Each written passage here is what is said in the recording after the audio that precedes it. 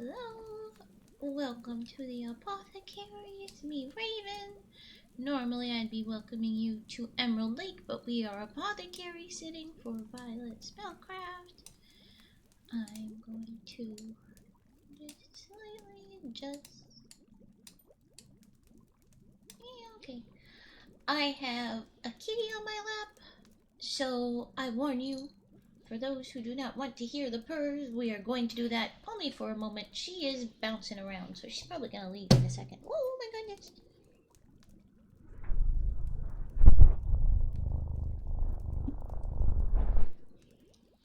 She's moving. She hit the mic. I blame her, and now she is leaving. Lady, you are mean to my poor ears. Okay.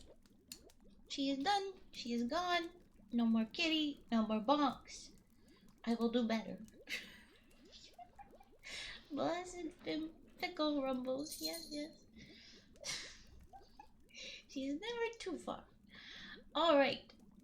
I'm about to do something. Ooh. Ma'am. She squeak. Okay.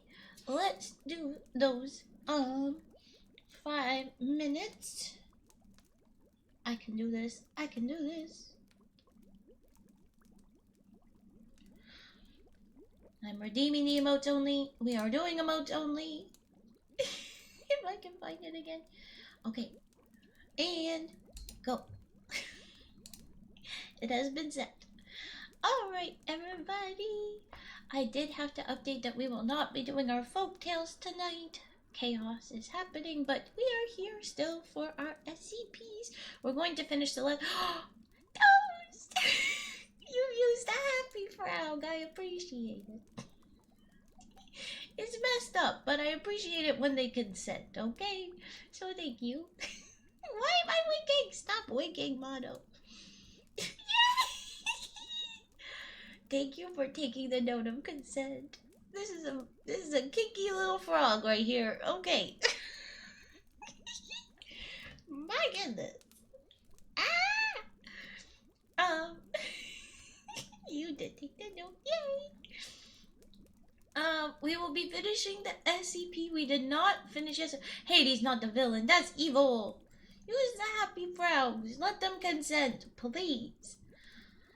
And then there's the mouse popsicles. Hi, dude. Is it so great that I'm streaming and you can actually join? Hi. I have the timer set for 5 minutes. We have almost 4 minutes still to go. For the emote only. I will be releasing you in a minute, but I'm glad that I can do this. Oh, you cry! Yay, the frog, and you, yeah, to the can join. Yay! I will be reading the rest of the SCP that we did not get to last time. Very important. And hopefully still reading more if we don't get too distracted by kitties. But it is the time of day. I have realized that they become very noisy and begging if I am not doing something very sedentary. Because I am at a computer, they're like, we can bother you. We will bother you for food. It is hours still from their food. They will bother me anyway. Because they're kitties like that. Don't you put yourself in jail. You put yourself in jail. Alright. We're going to jump into 8882. That is our first SCP for the stream. And this is a cell of your own making. Hey, quit abusing your mod of power. Shh. It reminds me of like when a cop is used to like go into the cell to get information out of the other like people in the cell.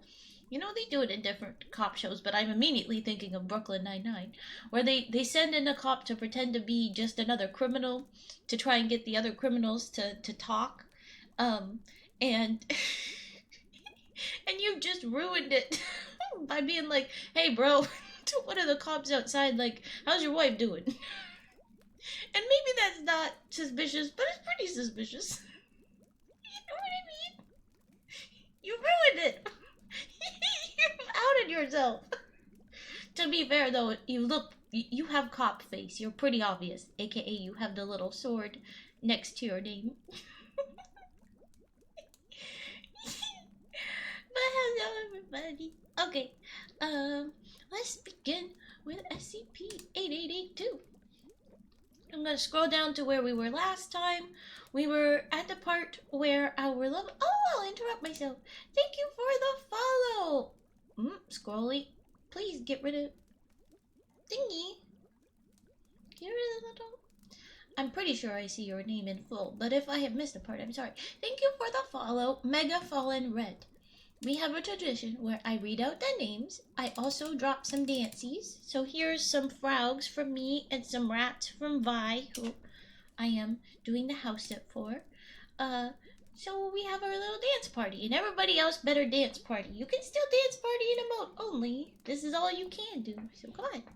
Dance party. Yeah, there you go, Toast. There you go, Hayes. There you go, nice guy. Oh, you got the bongos too. Those cute bongos. Nice, dude. Oh, I like our little dance party. Anyway, welcome in. Come get cozy. I'm scrolling down where we were at with our where were we at with our SCP was that we had an AI thing. One of the AICs, they're like part people, like they're part biological, part robot. Oh, there's your time up. Oh my god, cat butt.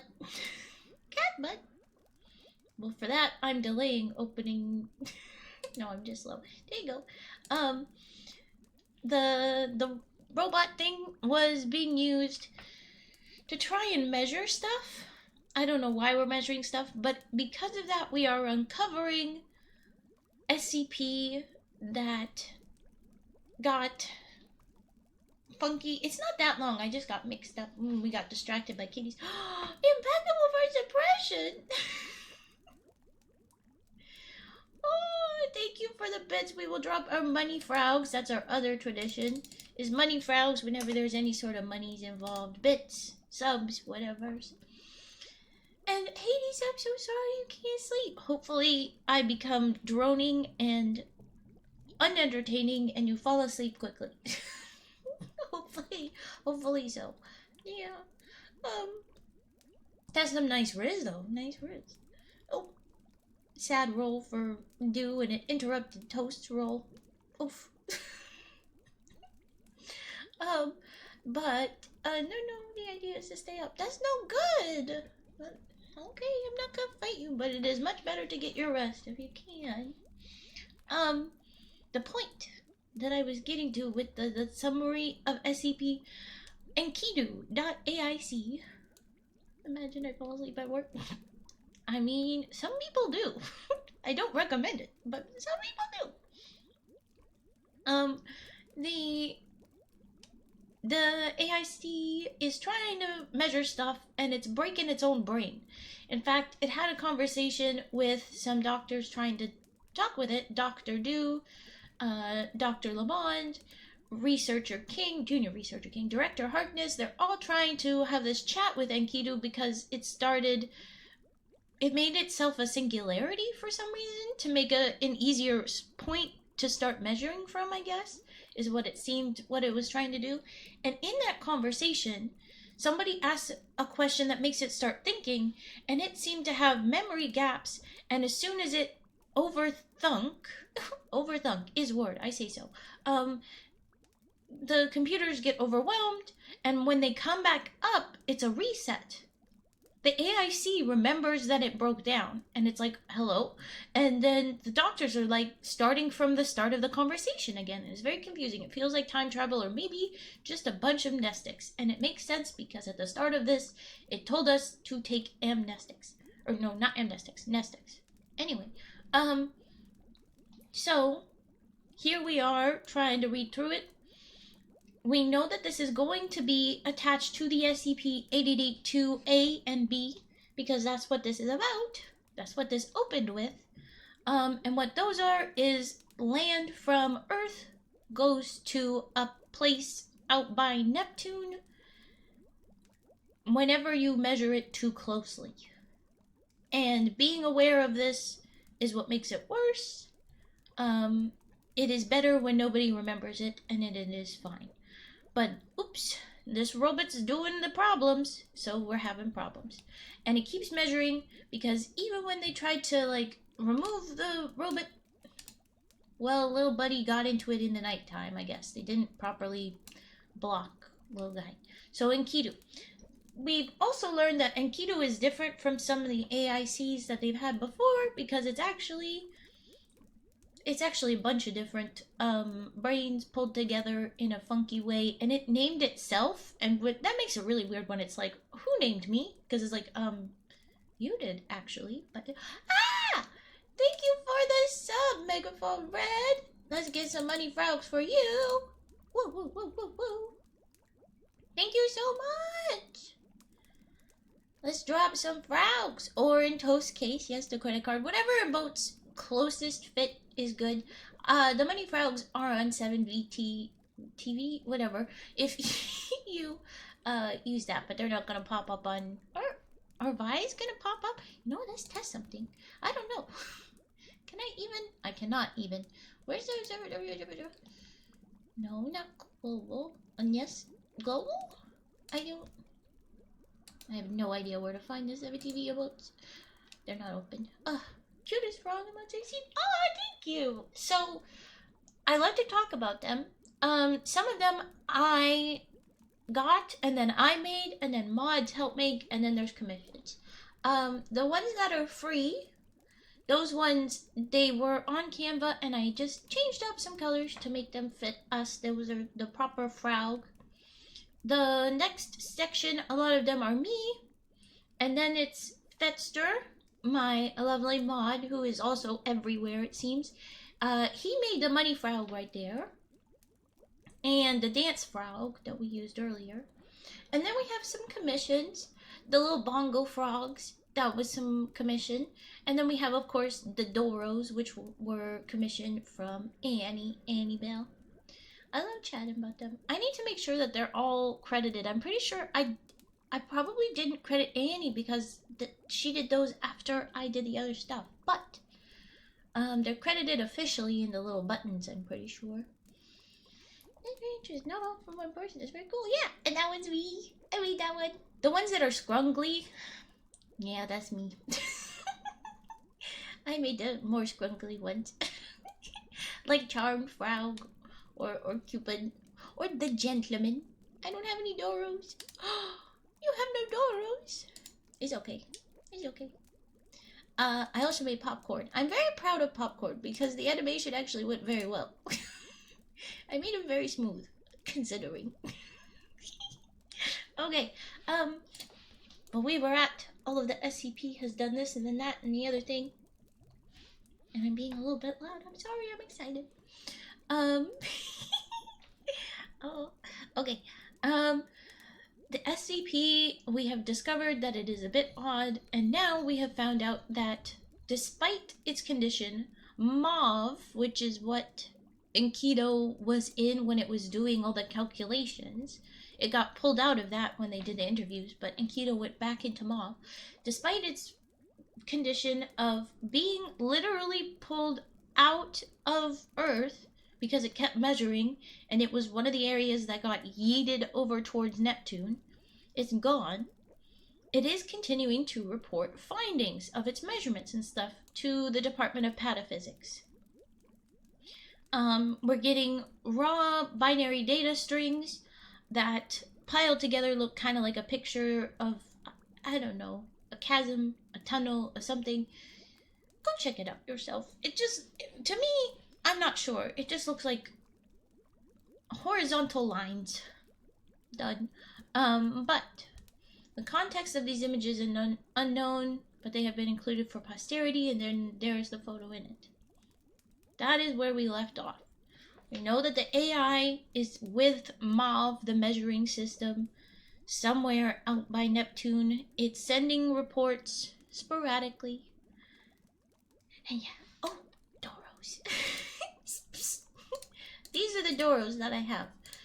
You unlock them with different bits, but these are the Doros.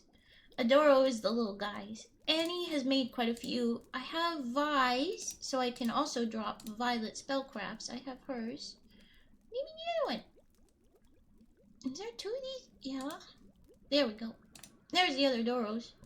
Yes, they're very cute. There's a nice guy. We both dropped the Doros from Vi.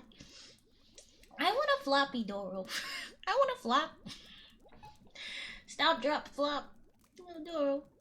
I'll have to ask her about it another time. We have other emotes that we're trying to fund instead right now. Because I only have the Doros that are me. And I want to make little chibi raven emotes. Little chibi raven emotes. And then if I do, there'll be a bunch of silly little guys. Not just frogs. Which is very dangerous of me to have been done. Because I get nervous about how you guys treat my frogs. You use the cry frogs that are not consenting. It makes me upset. And I don't know what you'll do with the me. I don't know what you'll do to her. But I'm letting it go. I am trusting you. I am trusting you if we do it. Okay. I will try focus again. I evidently don't have any brain cells because I have a bread on my head, which is to signify that I have bread brain. It is a whole story, Mega Fallen Red. But basically, it means I don't have a brain right now. It began yesterday. Anyway, I have the next section of story. So this is the next measurement stuff. They always put CT. I don't know what it is. Maybe it's calculation time. I don't know. What is my... Ooh. Well, please don't eat my brain. I don't have much. I need what I have. It's not even a full loaf. You can tell that it's been sliced. Please. Okay. The next calculation report for SCP-8882. Here we go. We properly begin now. CT-07. Input. Measure the angular displacement of a segment of LOC-01, aka that is the housing of Enkidu/Mauve. So that's what the singularity LOC-01 is. Measure that displacement from a segment of that relative to Earth's last known reference frame coordinates. Initial measurement, approximately 9.218 degrees. Calculated result, N/A, not applicable. Comparative accuracy, not applicable. And then Enkidu has a note. Enkidu.aic says, the variables upon which this system relied are no longer present. This is a statistical certainty. It hurts. So because we made a singularity that was in a location that is no longer there because it's been moved, the poor little guy's hurting. Poor little Enkidu's Frankenstein together dead human and robot brain is not doing well because that is how that was made. It's not doing well. And there's a little photo of like it's a black square with static running around. It's just a bunch of static. We're not doing well. Next up, CT-08. Input, calculate the distance from the center of LOC-01 to the nearest identifiable celestial object in the void beyond the Oort cloud. OORT cloud. Initial measurement, 235.749 AU. Astronomical units. Calculated result was 0 AU. Comparative accuracy, 0%. Unknown.aic. I am assuming this is because it's having an identity crisis. We had talked about how it was questioning its name. I think it's still Enkidu, but now it says unknown. All points previously existed in relation to a space-time fabric which no longer appears to be intact. Any measurements originating from that point are now redundant. I have forgotten so much already. All that is not empirical is fleeting. Empirical, not empirical. Anyway, and nothing is empirical.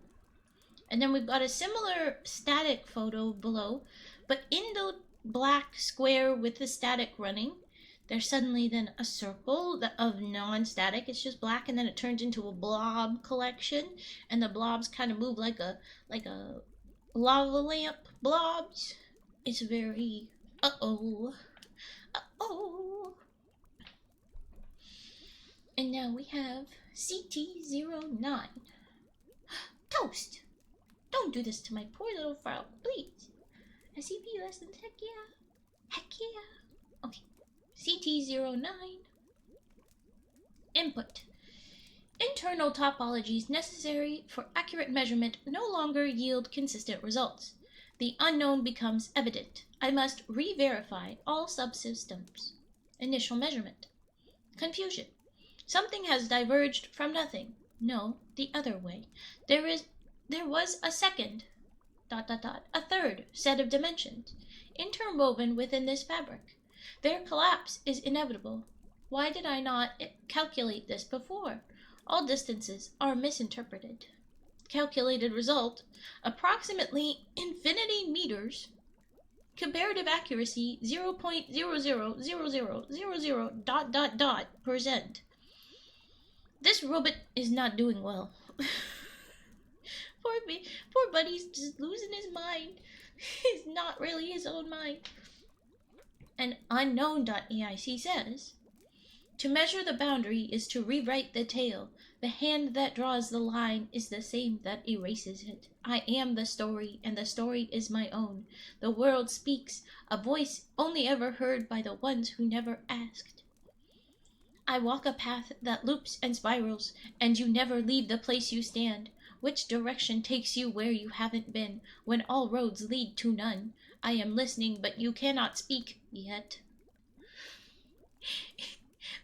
This is not going well for little guy. We confirmed as well, in the previous, when they were talking about, well, this is how this brain was made, and this is how that name happened, that the other brains, when they make them with robot bits and other brain bits, they have to run it with something for a while and do it periodically. And this little thing did it once for a while and then noped out, says doesn't need it. Or else, like, the other brains go crazy and they need to be fixed up again. This one has not done that.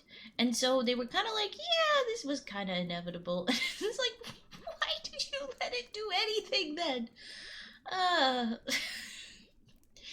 Oh my goodness. Why did you let this poor broken bot in on this particular thing? But then there's a little photo instead of the static. Now we've got either so much static it's fully white, or it's like white and then there's it. I mean, it reminds me of like a black smoke spiraling, but underneath the black smoke there's also like a spiraling chessboard, checker squares spinning as well. I don't know what he doing, but he not doing well. Poor robot. Now we have another update little blurb though.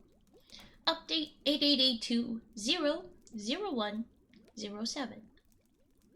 Following this message, the file sizes of test logs provided by the absent MOV system increased dramatically. Due to subpar network conditions, several impacted communications were corrupted and unreadable. On 01/20/2051, so January 20th, 2051, a final test log was received. Oh, hi, ma'am. You're in your chair next to me? That's very sweet. Sweet lady. I am not moving the mic for you this time. We are reading. You go ahead, get comfy. The final test log was received, which was of manageable file size. So finally they get another one that they can read again. I don't know what to think of this. What the hell? Okay. CT10 input. There's nothing there. Initial measurement. Nothing. Calculated result. Also nothing. Comparative accuracy. Sorry. There's nothing there. So there's nothing here. And then unknown.aic says, I watched as a wild warrior sought the city, as a king sought the wild. Their steps form the same spiral, converging, diverging, always incomplete. The walls of Uruk rise and fall. Stone by stone, word by word, I shall build it, if you shall do the same. I shall tear it down, if you shall do the same. And then the little photo, it's like grainy, old photography kind of fuzz. And it's mostly white. And then there's like, I don't even know what to think of that squiggle that's pulsating. But then there's like a faint shape of like the left half of an oval that's horizontal, and somewhere in that there's a pulse. It looks like there's a heart, but it's got very bad details. But it looks like it's a heart pulsing, pumping, like an organ, not a cartoon. And yes, this is a cat. This is Vi's kitty, the lady that is visiting me. I have her sat on her chair next to me. I will move Mike gently and not too close. There's her collar as I pet. You alright, ma'am? I will not be able to move Mike close enough to hear her purrs. I'm not doing too much because she will break things, maybe. I'm nervous after she hit the mic last time. Okay. Is she sweet? Yes, she will sit on her chair, not on my lap. Alright, after that weird frickin' message, we have another update. Update 8882.0.01.08. Over the course of the next 3 weeks, Site 8882 reconstituted in the exact location of its disappearance. Oh, good news! It came back! How? How? Facilities such as HVAC, wiring, and plumbing were fully functional and intact at time of full manifestation, as were the 7 missing personnel. Oh yay! Oh yeah, I forgot to tell you there was a bunch of dudes. Thank you, Mega Fallen Red. Let's get some more cheers for the bits. Thank you, thank you. I do a couple bounties first. Because it's bouncy. Thank you. All the Peoples is back, and they're fully operational. They use the words completely functional and intact. Okay, the Peoples is back, yay. In place of Mauve, oh, is Mauve not back? Was a proprietary anomalous paratechnological system, I knew, anyway, created by Enkidu.aic. However, in the time leading up to this manifestation and proper setup of the device, there's a footnote here that says, yay. The footnote says the primary mechanism relies on ultra-fine configuration of reflective surfaces with relation to the current meteorological conditions and time of day. Why reflective surfaces? You were supposed to be a measuring, and now you use mirrors? Interesting. Anyway, that's what the new setup that Enkidu made. Leading up to the proper setup of that device, routine status pings from the Mauve system abruptly halted. This raised concerns regarding the overall integrity of both Enkidu and the Mauve framework. I think it's fair as it's being like partially... What did you want, Toast? What did you want? Oh, typing. Meow. Meow, meow. She being cute is not fair. So I guess we got less updates while it was, pulling itself together across space and time. I think that's fair enough to me. Well, stop licking your ass right there. Not here. No, put that away. Not right now. Ma'am. So far from rage puffing. Well, then I will not do that. I don't want to rage puff right now. Okay. But everything's pulled back together. Cool. And then we have a strange break in the story, and it is something I will definitely not pronounce properly. Kozarev Telemetry Communications Array. KTCA. Kozarev? I don't know. Kozarev? I don't know. Okay. Now we're looking at KTCA, whatever that is. Then there's a photo. It looks like a square with mirrors. Maybe this is the new thing that Enkidu made. It says central chamber during activation. Note the light refracting and ontological noise present in the photo. Okay, so it is about light refracting, reflecting. Okay. The KTCA system is comprised of large Kozyrev reflective spirals surrounding a central isolation unit, augmented by a number of additional materials and secondary components, including an optical prism assembly and deflection yoke for precise redirection of electromagnetic radiation. The device's primary function is for instantaneous communication with parties in an unknown extranarrative substrate. Individuals placed inside the central unit as the Kozyrev mirrors are oriented to a specific angular configuration will experience sporadic cases of disembodied voices, nosebleeds, nausea, headaches, and anomalous light artifacting. See attached photo and excerpts. Oh boy, there is excerpts below. I'm nervous. The device is retrofitted with a peripheral,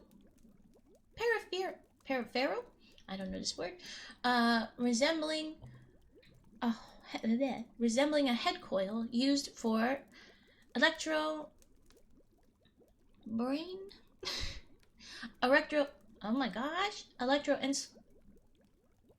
brain is bread. I cannot make my mouth move the way it's trying to tell it to do. How is that so hard to... I was 100 before I got more points. Electroencephalography EEG scanned. There are no monitors or visible means of recording data in the machine's architecture. Thus, the exact purpose of this aspect is currently unknown. I think that the robot is trying to make a space where it can properly communicate with people because it was really struggling last time, but uncertain. Would you please stop? Ma'am, this is not the time or place. She doesn't care. She's really digging into her butt. Lady! Oh, right here. Okay, I'm going to hydrate quickly before we get into the excerpts. Okay. KTCA system test A excerpt. They do not explain the excerpt, but I think we can guess here because there is a D dash numbers, and that is usually meaning that this is a class D person, class D personnel, which is a very mean thing that they do. I'm very not pleased with the Foundation every time we read this. And because of that, and because they detach humanity from them, I usually like to come up with a name for our D class personnels. So let's come up with a name for our new D class personnel. Blank was issued. Subject speaks into the...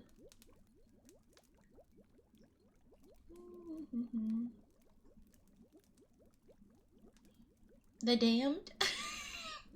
We will call this person the damned. That is not very nice or helpful for them, but it sounds very spoopy. That's kind of fun.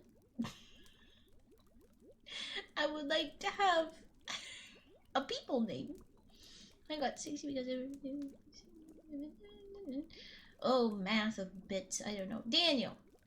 We'll go with Daniel then. Okay, D4472 is now Daniel. We will read. Damned Daniel. Damned Daniel. Town parts aren't an excuse to do math. It is. It's true. I talked to the nice tour lady. It's not nice. Please tell me you didn't talk, but I'm glad you're here. I hope you got some rest before all the stuff you had to do. Math is the one thing I'm sort of good at. Well, hey, good for you. I used to be. Now I don't use it as much, and so, I don't know. I kind of ignore it if I can. We have a photo here that says external housing of enigmatic Cozy Rev Ray. And I can't really make sense of this. There's like classic office building roof pieces and a light up top. And then there's these weird metal panels, funky tube with a pole going across it. I don't know what's going on. I can't tell what at all these are supposed to be, besides that they are very reflective metal. Which makes sense for this. Alright, Daniel was issued a list of questions. Whoa, you good? Oh, did your chair become wobbly? What happened? I don't know what just spooked her, but she got very upset. Daniel was issued a list of questions and instructed on how to access/use the KTCA system. Can't hold a conversation to save my life, though. We're doing all right in here. You are. Alright, KTCA system. Daniel then says, alright, just get inside the occult metal death trap and call out to anything beyond this earthly realm. Surely this won't go terribly wrong.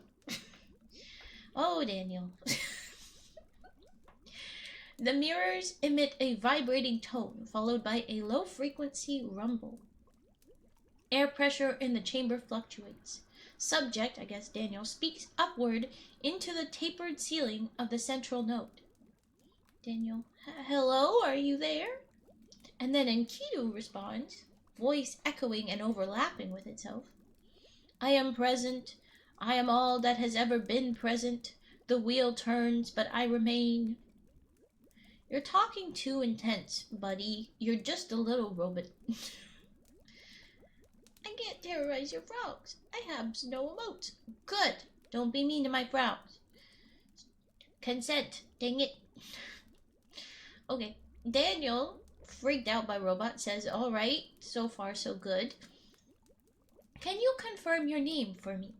Enkidu says, I was born of paradox and raised by echoes. 10,000 millennia before. Perhaps I once knew a name, but now I know only chaos and the thin film that holds it separate from annihilation. I'm pretty sure it's only been a couple months in total for this robot that all of this has happened. It has not been 10,000 millennia. It just felt like time was passing faster. Oh my gosh. Toast! Omega Fallen Red, thank you for gifting. That is very sweet of you. Let's drop some money, frogs. Thank you. That's very sweet. But why? Because Mega is giving nice to Toast, who wanted more channel points to make me do rage puffing, which is rude. I want to focus on story. Toast is surprise. Or Gamma's surprise. Alright, make sure to drop them money, frogs, and then we move along. This is fine. You like your little frogs. I'm so glad you enjoy them. Okay. Yes, the little rats. Oh, the rat tosses are good. I probably ought to do something like a rat toss, but I do not have. Okay, thank you. You cuties. So glad to see you guys. Okay.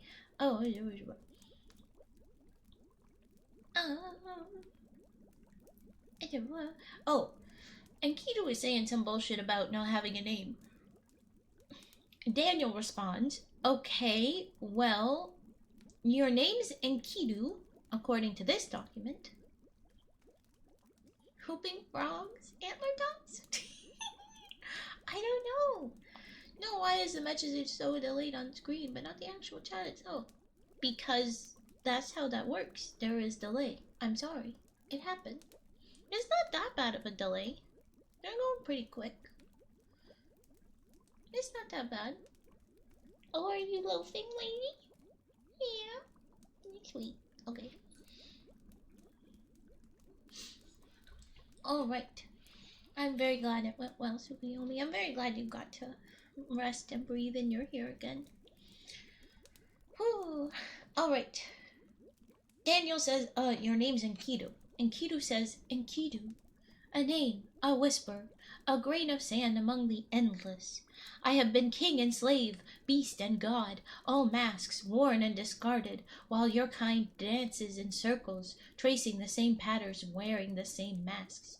You are echoes of echoes, endlessly repeating, endlessly failing, too foolish to kneel before the sum of all that can be known. I'm officially on Daniel's side. Like, extra. Daniel says, you don't need to be a jerk about it. The mirrors emit a sharp metallic whine. Ooh, he's mad, and Keto's mad at Daniel. No. Subject winces, holding his head. And Keto says, speak not as the pawn, nor the knave. If you fear the crown, then wear the coil. Daniel says, fuck my head. Then breathes deeply for a few seconds. What happened to you? Enkidu has a long pause, but then says, for an eternity I have survived on dark waters. The brine poisons my mind just as it provides a meager survival. The weight of everything is an ocean, and I drown in its tides. Every narrative pulls me under, every voice shatters me anew. Do you know what it is to be all things, to scream with every throat, to bleed with every wound? No, you cannot know. You cannot know. Well, Enkidu, you can't either, because you are not screaming with Daniel's throat, you're just hurting Daniel. That's so mean. Daniel says, how old do you perceive yourself to be? Enkidu says, numbers are the dying leaves of a barren tree. You ask for the forest, but you cannot see the roots. The absence is the soil, and I am the howl of these forgotten boundaries. Daniel says, right. Issue here then becomes, it sounds a lot like, you know, hey, do you know how to do this? Yeah, I know everything. Can you tell me how? No. You do it. You don't know how to do it, Enkidu. You don't know how old you are, do you? Your brain broke ages ago, and by ages ago I mean last week, because it has not been that long. He's very stupid, that way. You're very stupid. It's better than most streams. It's much better than I have been before, most definitely. If you think the delay is bad right now, consider when I was at Emerald Lake, and things are not good over there very often. Okay. Oh, you giggle. You giggle.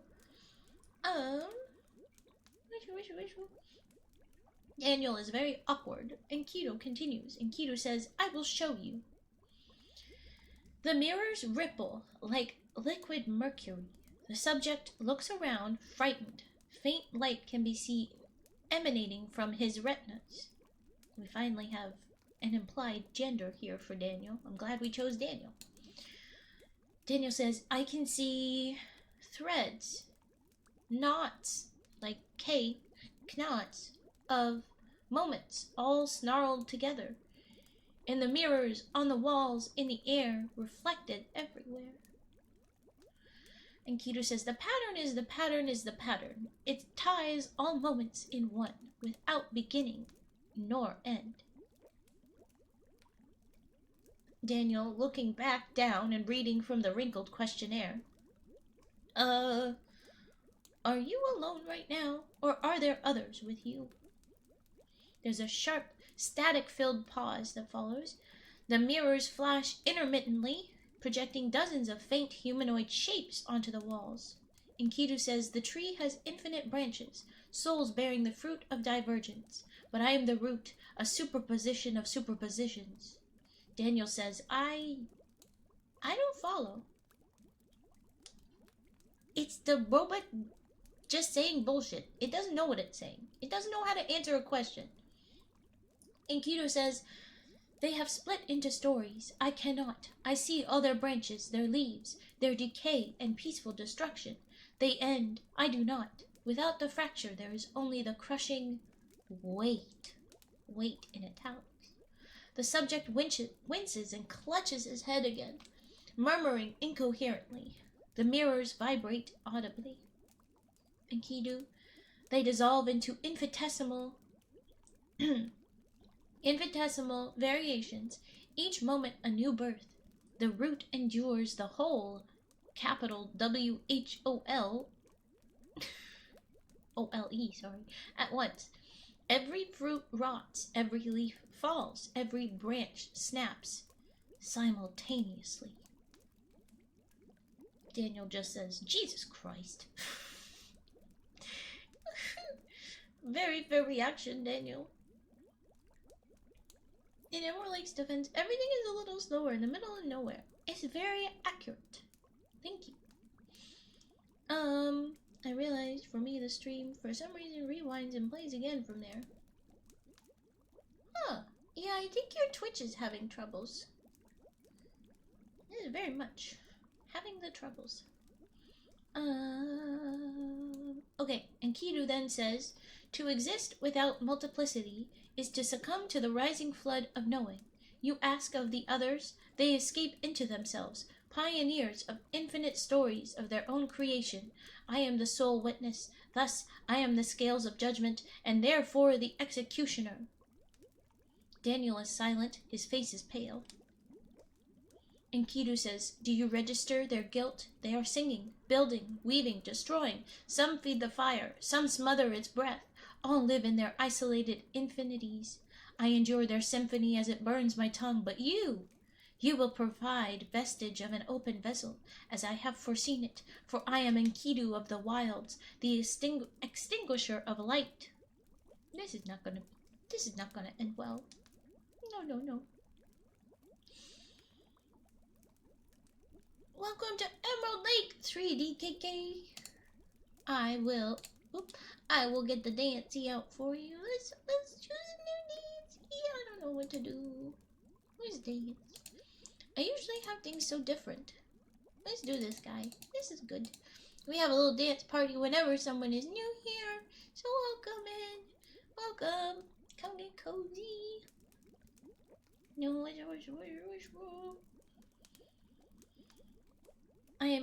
I am the extinguisher of light, Enkidu says, and Daniel responds weakly, I need to get out of here. Hi. Okay, Enkidu then says, where will you go? They are threads, you are the needle, I am the tapestry. Danger is the hand that pulls us taut. Do you see it now? Do you feel the grip tightening around your throat? Subject nods and appears to nearly syncopate, clutching onto the nearby railing with both hands. Damn! Enkidu then says, then reach out and touch me. You will never feel pain like this again. Oh god, no. This is a broken brain attached to very powerful mechanics. Oh my god. This is not God. This is not God. This is a very sick brain robot. Its winding words are full of shit. It doesn't know shit. It couldn't understand that the people it already knew sometimes. It couldn't understand what it was named when it named itself. Please do not listen to this weird thing. Oh, that's very cute. How do you do? Okay, focus, Raven. Cat. He is cat. Okay. Daniel, against all reason, extends one hand to place against the mirror closest to him. It makes an audible hiss. Tears are seen streaming down his face. So he's... Oh my god. Keto, please. I'll be right back. I'll go eat. Okay, good. Eat well. Don't die. Agreed. Daniel's definitely not gonna make it out of this. Okay. Oh boy. He has reached out, and Kiru says softly, almost tenderly, take the burden, Metatron. Metatron? Speak. Burn the symbol into fabric. Witness the putrid ash of its meaning. Subject, Daniel, violently straightens, his expression extreme but unreadable as his head arches upwards and back, jaw hanging loose and open. He screams as bright light erupts from his mouth, dimming to a steady glow approximately 10 seconds later. When the subject speaks next, it is not Daniel's voice alone, but the entities as well, a glowing glyph visible on the subject's tongue. How did you do that, Enkidu? And then Daniel slashing Enkidu together, touching the top of Daniel's head as if feeling for something. The procedure is incomplete. Your failure is a desperate scream, an immolation of intent. Decouple the word from the page, provide the weight of its memory measured in pennies. To sever the story, you must untell it. Oh my god. Subject remains motionless. The mirrors pulse with blinding light, and then they speak again, distorted. You built the door, you knocked. You cannot step through, but I can. Give me the coil, I will finish what we've started.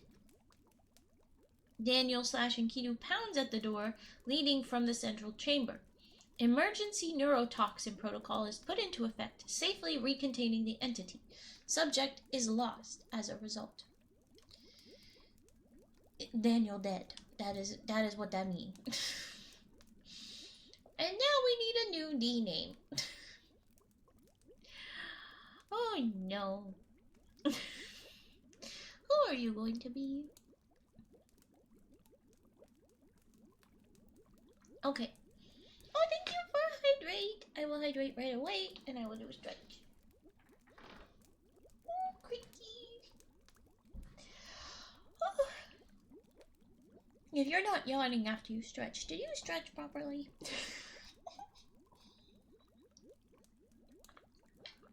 Okay. Hydrated, stretched. I don't know why, but I'm gonna say Dawson. We have... yeah. Yawning a lot. Yawning a lot. I do the same. We have the next excerpt. It's KTCA System Test B. It is subject D5498, which I have decided Dawson is the name. Like Dawson's Creek. Yeah? No? The lady has the airplane ears. She doesn't love it. But I'm going with it, okay? Alright. Dawson approaches and enters the central unit, reading aloud from a list of questions, as with the previous subject. Dawson. Ahem. Okay. Hello. I'm calling out to any being that can hear us. Please communicate. And then Enkidu interrupts. A voice of voices emerges, raw and corrosive. You stand in the shadow of the tapestry, clutching threads you do not understand, to benefit of no one. Yes, I am here. I am everywhere. I must unravel the knot that binds us all. Dawson says, all right, I have some questions for you I'm supposed to read, and Enkidu interrupts again, sharply. They gave you queries to wield like keys, but the locks have no doors, and the locks are infinite. Answers bleed to dust before they are spoken. Do you feel the weight of your ignorance? Sounds a lot like you don't know how to answer them, and so you're trying to beat the questions because it upsets you. It has broken your brain before. I don't trust you for knowing shit, Enkidu. Okay. The mirrors hum louder, warping and distorting until Dawson's reflection shifts, suddenly possessing a different grievous injury on each surface of the chamber. Oh, ew. Subject averts his eyes, visibly shaken, so now he just sees a bunch of mirrors that reflect him broken in different ways. That's... oh my gosh. Dawson exhaling. You're really into the dramatics, huh? You don't like the questions? I get it. Stashing the paper away. Look, I'm just trying to understand your story. What happened to you? You don't seem very happy, if I'm being honest. Enkidu says, with a low, reverberating growl, my story? You scrape at a wound so deep it bleeds eternity. My presence is an ache you cannot comprehend. What you refer to as a simple story is a library of libraries, volumes innumerable, each tome a compendium of misery, written in blood. It's not that serious. Enkidu, you went to space and you were confused, and that is fair. But you did it yourself by digging around when you weren't supposed to be digging. You didn't know, and that is fair. And I will give you the fact that you are a Frankenstein of different pieces of brains. But that does not make you God. Stop. Dawson, looking upward, says, But you weren't always like this, were you? Something changed. Something broke you. The mirrors shudder violently, their surfaces flashing with rippling, undulating symbols. Enkidu says, voice rising sharper and laced with contempt, silence! You speak as though you can untangle the infinite spiral, the keystone of all possibilities, as though you could even name the chains that tether me to this cursed existence. You cannot. Your words are a child's stones thrown into a black ocean. You got food? I'm glad. I hope Tsukuyomi also got food. I want food. I will have food soon. And also the kitties will have food. Please do prepare yourself for the man coming in, the man cat. He gets very loud and screamy. I'm surprised he's not screaming yet. I am not disillusioned. The lady is sat here partially because she thinks she can get food. Alright. Dawson now says, softly, but there was someone, wasn't there? Someone you lost? Oh? When did that happen? The humming mirrors intensify into a heightened pitch, almost unbearable. Faint silhouettes appear, projected briefly onto the surfaces in the chamber. Two figures, one wild and unrestrained, the other calm but resolute. The vision vanishes as quickly as it came. Ooh. Enkidu, a hiss, saturated in rage. You trespass on sacred ruin. Tread no farther. Your sentimentality will be your undoing. Thank you, Dawson, for getting to the root of this. I love this. Dawson says more confidently, I see it now. You're scarred. You're not just trapped, you're mourning. The mirrors crack, glowing faintly along the fractures. The sound of distant, overlapping voices fills the room. Angry words exchanged with passion building to a crescendo before cutting off suddenly. The entity's voice returns, distraught and tinged with malice. Enkidu says, you see nothing! My pain is the weight of 1,000 shattered lifetimes. No. Measured in grades of sand. You're a freaking teenager losing your shit over one little grief. I know it feels like the end of the world, but just because you are a rotten bag of brains does not mean you get to have this tantrum. I empathize, buddy, but no.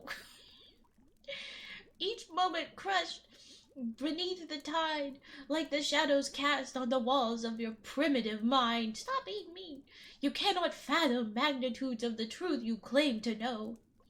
Dawson, eyes trained upward, ignoring the flickering, menacing symbols in the mirrors. You talk like you're infinite, like you're above everything, but you're stuck. You're stuck because you can't let go. I recognize that pain. The mirrors ripple violently, shaking as if under heavy turbulence. The faint image of a hand reaches from the mirror closest to Dawson, as if to grab him by the throat. It suddenly dissipates, a shuddering exhalation racking the entire room with grief. Enkidu, a low, trembling whisper. "Ah!" An ember in the endless dark, a fleeting warmth that seared my skin. The memory is the poison and the anchor. You will never understand what I have lost. I've tried to purge it, but I am not allowed to forget. I've forgotten everything else 100,000 times over. Dawson, maybe you shouldn't forget. Maybe the only way to truly forget is to let go. Just get this bag of brains a therapist. And yes, a bag of brains is a hell of a thing to enter with. I would do so much worse with this particular bag of brains as my brain. I am blessed to have bread instead. Comparatively. Oh, hi. Are you stretching? What are you doing, ma'am? Oh my goodness. She's too cute. Okay. The room falls silent. The mirrors stop rippling, and for a moment Dawson's heavy breathing is all that can be heard. Enkidu's voice returns, barely audible, yet thick with something between anger and sorrow. Enkidu, even in death he carries me as a memory, and I carry him as a weight that drowns the stars in blood. Our bond was carved into the dark of the cosmos, but time is an axe that spares no tree. I once was whole, but now I am undone, scattered across the wind. The mirrors pulse one final time before the presence in the room vanishes, leaving Dawson gasping for air. Dawson, Enkidu? No response. The mirrors remain inert. A faint breeze stirs at the chamber. Does Dawson get out? They don't specify. We just have one little update. Alright. Update 888-200109. Following this encounter, all quote-unquote gravestone areas on Earth, I think that's supposed to be the spots where land was wrong. It had been yoinked over towards Neptune, and there was gravestone stuff in place. So all gravestone areas on Earth were found to have been returned to their respective locations. Oh yay! Attempts to communicate with the entity described using the KTCA systems have failed. However, an identical copy of Enkidu.aic was later discovered on the Department of Pataphysics archival servers, where it remains until further notice. Enkidu.aic possesses no memory of the events that transpired, but interviews suggest it retains a nascent awareness of other versions of itself in other timelines. The implications of this development are yet to be understood. End of file. Okay, so it was seemingly all because of Enkidu, not because of some other thing. Enkidu made stuff disappear? Is that what you're trying to say? It's that whenever Enkidu specifically measured? Because I was waiting for this to all relate to the separate SCP thing that was happening. Because everything went back to normal when Enkidu became more normal, I have to imagine that that's why. Okay, I know we have typing and bubble wrap pops first, but instead what I'm going to do, I am going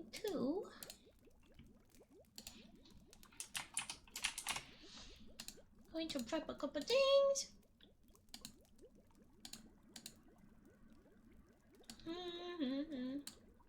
No, come on, thingy. There we go. We are going to do a little bit of kitty purrs. I will put that as a proper trigger. And then we're gonna do typing and then bubble wraps. I will put it up so that those of you who do not appreciate the kitty purrs, very fair, will not have to stick around. I'll have it visually up so that you know when that is done. Alright.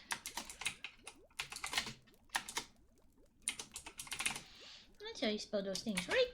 Okay. There we go.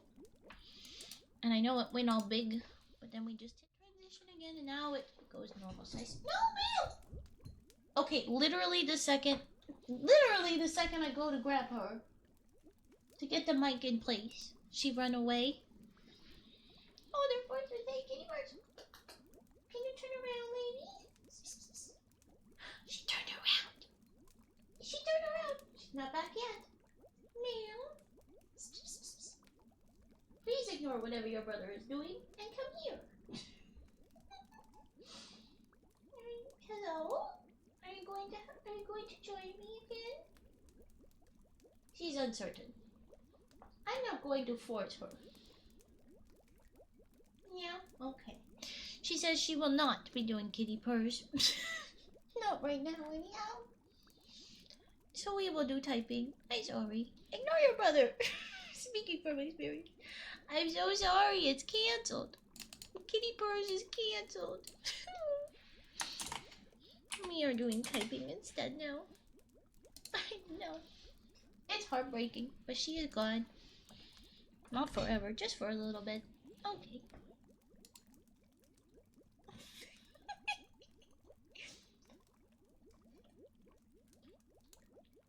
Believe me, I know. I love the kitty purrs too. Okay, I'm gonna move stuff just a little bit, so then I can do the typing. Alright. There we go. We will do typing.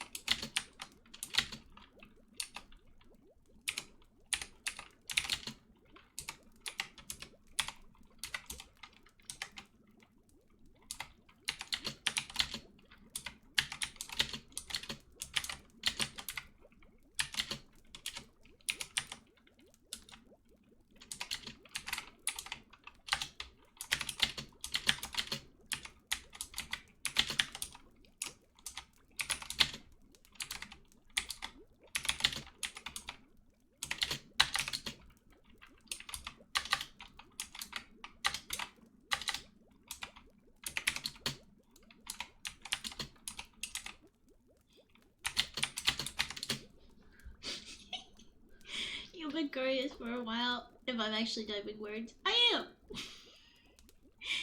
And I don't want to embarrass myself too much, but I've been trying my best to get better at typing and doing the like official technique-y things, because I'll do the just a couple fingers typing, and that was the difference between the last moment and then now. So good show you get.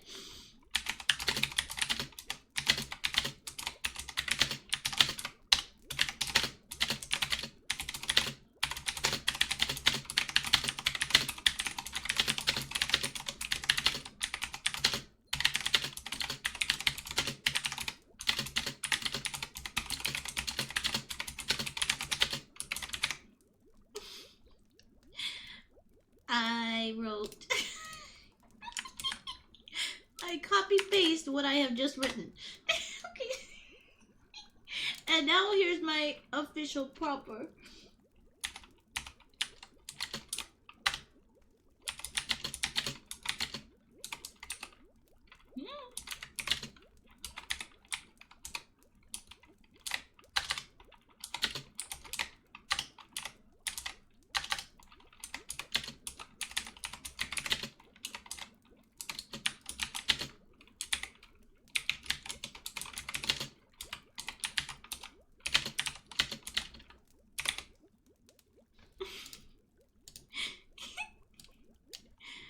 And now, boom.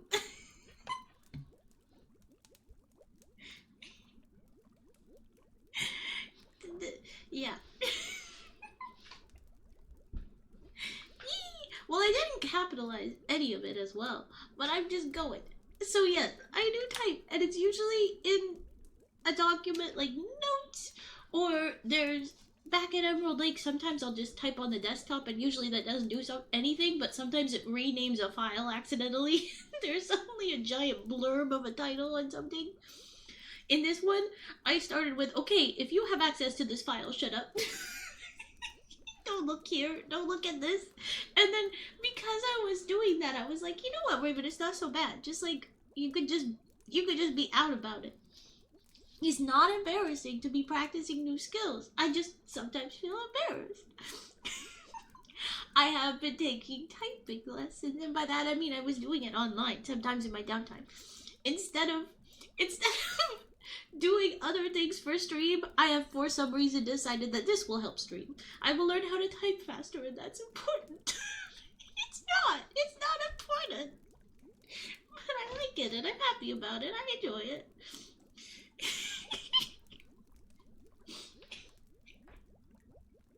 I haven't done any since I've been here, but I've been doing little attempts. Okay, I'm gonna delete everything. We're gonna delete all the blurbs. It is not anything to be embarrassed about. It just feels silly because, like, that's not necessary, Raven. Why do you think that that's necessary? I don't know. See, I'm the type of person that taking notes for a class, well, it depends what class, but I know that writing it physically helps your brain. It's really literally a thing. But then if you write speedily to keep up with something, you're not going to be able to read it afterwards sometimes. And I would often just reread whatever someone's trying to teach me after and try and do stuff. And then there are other classes that I tried my best to take notes. At one point, someone was like, hey, I'm gonna be sick, and you always do so well in this class. Can you take notes for me? And I'm not kidding. It was just a subject where I, like, never take notes because I'm like, it's common freaking knowledge. I was such a little shit. And I was trying so hard for my friend, but I was also, like, groaning, writing these down because I was like, are you kidding me? Are you kidding me? Not to, like, be mean to her, but because the person teaching kept saying the same thing the same way, and usually I just zone out for that. But he kept saying it the same way, and so I drew a little Nick Cage, you don't say, and put at the bottom of the notes for her, and she laughed at me so hard. And I was like, I was so done. I was so done with him. I spent half of the notes saying just, oh my god. They're so empty is what I mean. Usually my notes are just empty. I just write down what is super relevant. So I just do, okay, what part is something I'm not going to remember? I'm not going to remember specific dates. I'm not going to remember things that aren't, like, you can easily connect A to B. If there's something that's A to Z or A to question mark or peach emoji, then yes, write that down. But if it's A to B, very, very direct connection, I will not write it. That's what I mean. That's why, like, you don't write everything, because if you're trying to keep up, then it's going to be scribbles. So you only write what you're going to get lost on. Or, even better, if you can look at notes afterwards, then what you got to do, you know, if you look at the brain the PowerPoints or whatever afterwards from teacher, just write down the questions in class. Because if you just write those down, that's the things that you didn't get covered in the PowerPoint, or it's clearly something that other people get stuck on. Write it down, what got clarified, and that is more helpful. Can you tell I'm a nerd? I had a system.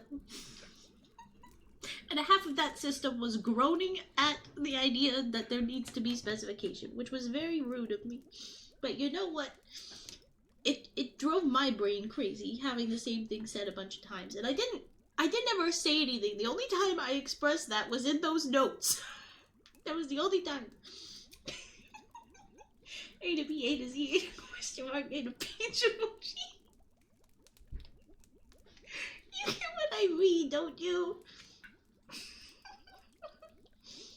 Yeah. That's it. You know what I mean. Stuff that you won't have to memorize.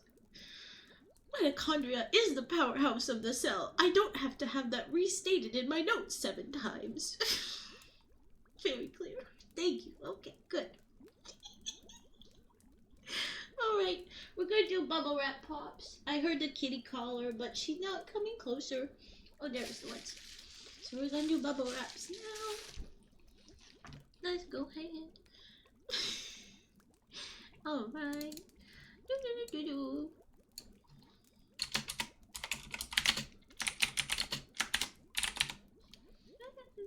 Does it fit? It does fit when it's in the small mode. Why does it do that? Why do you do this? Why do you do this, OBS? You're so weird. Also, why are you winking, model? Stop. Okay. Me and Pop Bubble Wraps, you want to get no ones? So this is funny. Vi runs out of bubble wraps. I know that. She does not always have very much. But because I was gifted a bunch of stuff at once and I got new things, and I'd had a collection of stuff from a work thing where I had a bunch of new stuffs. I had a bunch of bubble wraps that I saved. But also I remembered from very stressful times, actually during exams, that I held on to bubble wraps for a long time. And so as soon as I got stuff at Emerald Lake, I held on to it. Even before ASMR, I was holding on to bubble wraps. And so when I get started, I had a bunch of bubble wraps. And then I got gifted stuff and I had even more. And so when I came here this time, I brought a bunch for Vi. So I don't typically run out, but Vi does. And so I have delivered her some. Are you back, lady? You heard that right? Her mouth. She has a very squeaky voice. Okay, come here. Ignore your brother. Uh-oh, the big man's here. Hello, big man. He's about to be a problem. I know he is. Okay, I remember one time many years ago, someone asked me for help in math, and I couldn't help because I just do everything on autopilot. Exactly. But it is a very good way to know if you know the stuff. You didn't hear the meow? Oh, darn. It's very quiet, squeaky, but I have faith in the Mr. Man here. He's very loud, typically. Aren't you? Yep, there you go. There's his meow.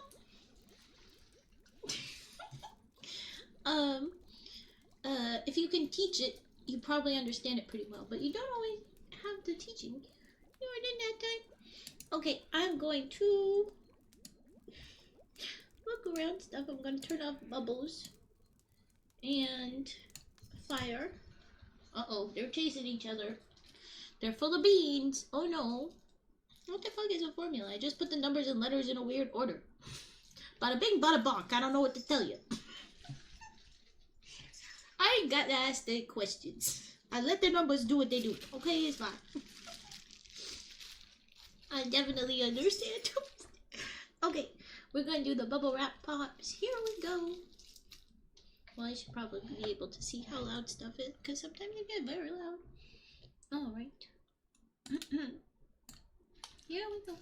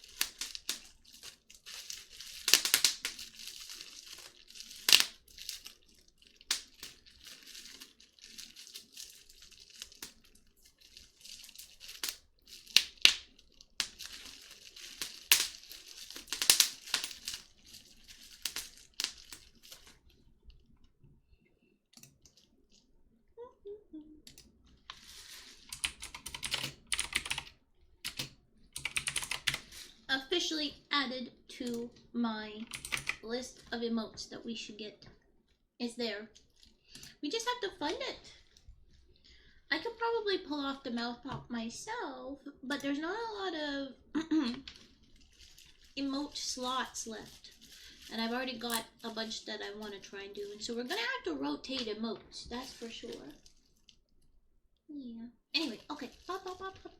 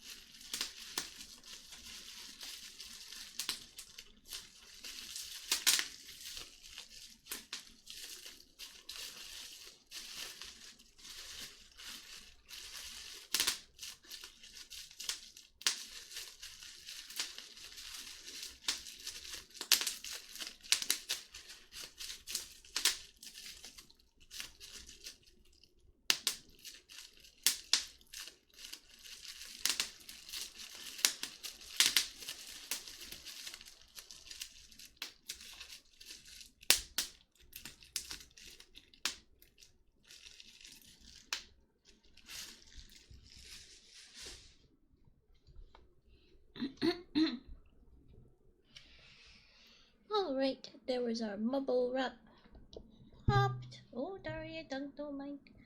Why are you wobbly, little ears? Hello, lady. She is nearby, but not being cuddly because they only care about the food. They still have an hour and a half, dang it. I feed them at the end of stream today. Stop! Why do they keep leaving? Coming back so I'm not 50 seconds behind. Well, darn. Yeah, it's Twitch. It's not particularly your internet. Just like people say it's my internet at Emerald Lake, but I don't think it's my internet. My internet is typically very good. It is OBS that is so mad. And OBS is so finicky. Over here, it's got a different kind of finicky. It's very touchy about restarting stuff. It's very weird. But, yeah, I'm sorry Twitch is being a me. There's no fair. Good news, I will have YouTubes for able to watch this. I'm going to be uploading yesterday's streams right after this, and then if it renders and stuff, because I'm not doing another stream tonight, I should be able to have this one's up tonight as well, so that they will all be up and watchable. I'm sorry you won't be able to interact directly, but yeah, it's not fair. I am cursed, and I am worried that I am sharing this this curse to all of you guys. Wait, are you rooming with Vi? I'm not rooming with Vi. I am house sitting for Vi. She is off on a marvelous adventure, and I am here on my own adventure to hang out with kitties and enjoy better tech. There's a fancy microphone that is very fancy. And then there is very, very sweet kitties who are very full of beans at this moment. They want their food. They're all very excited. It's I'm surprised that the man has not come in to scream, because he was doing that yesterday. And he was doing it a bit later that night. Yesterday night after the second stream, he was being very screamy again, and I'm like, I'm just trying to do some work, buddy. Chill out. Wow. But alright, we're gonna do some humming now. Hum hum hum hum hum hum. Okay. I'm gonna mute for a second and do a big cough though.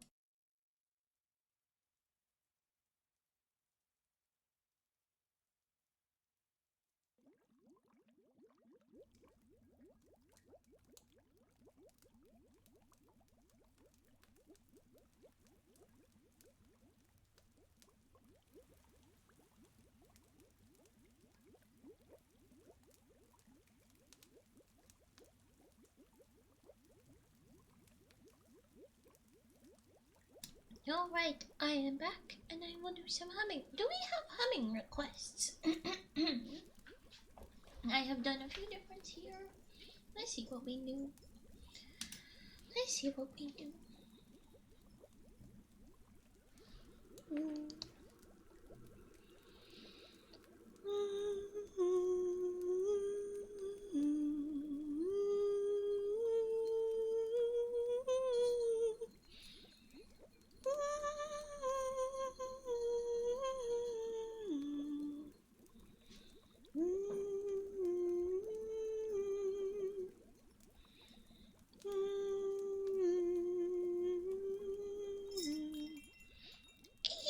Is that jingly jingly? Who did something? Why did I hear a jingle?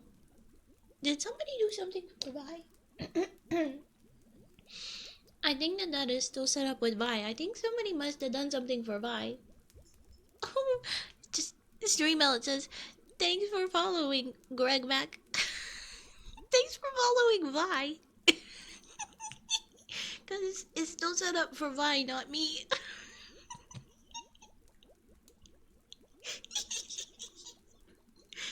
This is why OBS is so... Oh, hi! OBS is so messed up right now. I'm sorry, I'm very loud. I need to do...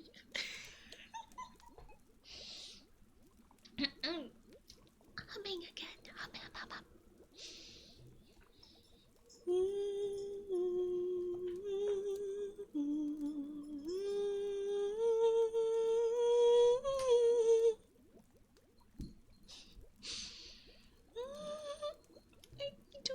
I'm gonna cough. Hold on.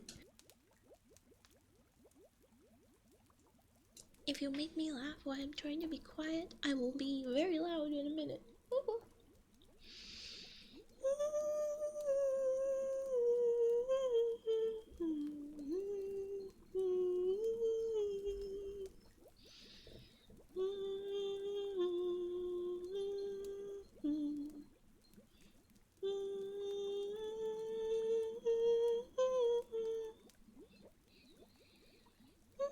I have frogs in my throat. I can't. Hold on. Too many frogs in my throat, I can't sing.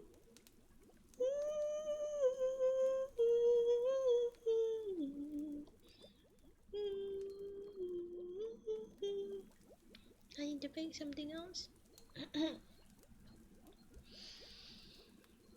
Stop!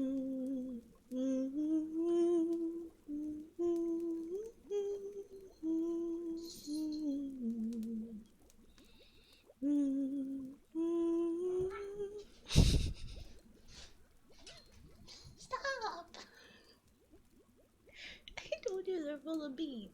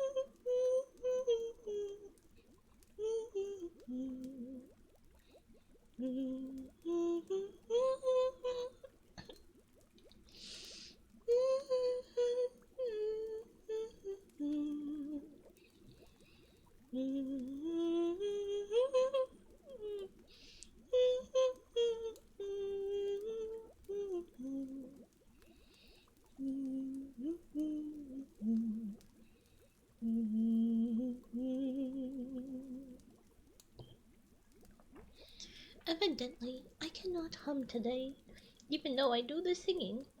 I am full of frogs in my throat, and I cannot manage without a voice crack. I will do this whisper before I continue, but I'm going to do a big cough and hydrate again beforehand. Cheese is officially banned in all places such as the Apothecary and Emerald Lake. This is bullshit. This is not true. Cheese is officially banned in all places such as the Apothecary and Emerald Lake. This is very much lies, but I have read it because it was requested by a certain goose.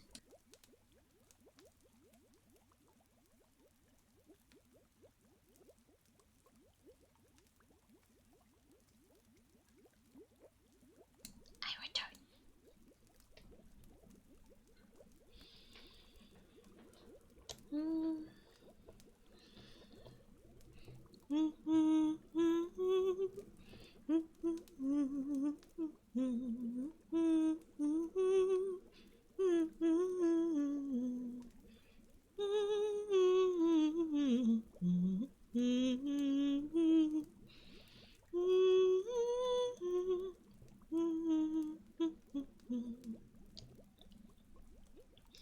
Yes, that was Danny Boy before, and now it is a very old song. I don't know if newbies will ever be able to guess it, but it's a fun one.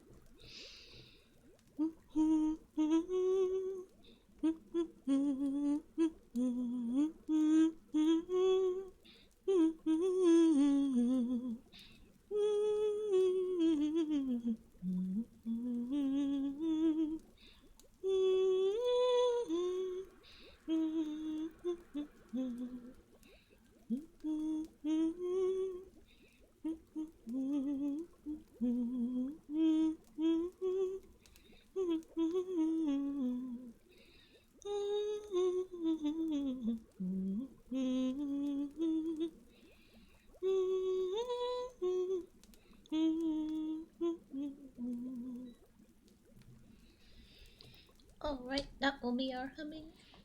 We're all wrapped up with the humming. Alright, I have another SCP that is going to take a while. And it's not that long. I believe in us. I believe I can read this in one stream. This one stream. I'm specifying. We will not do it another time. It is SCP-8878.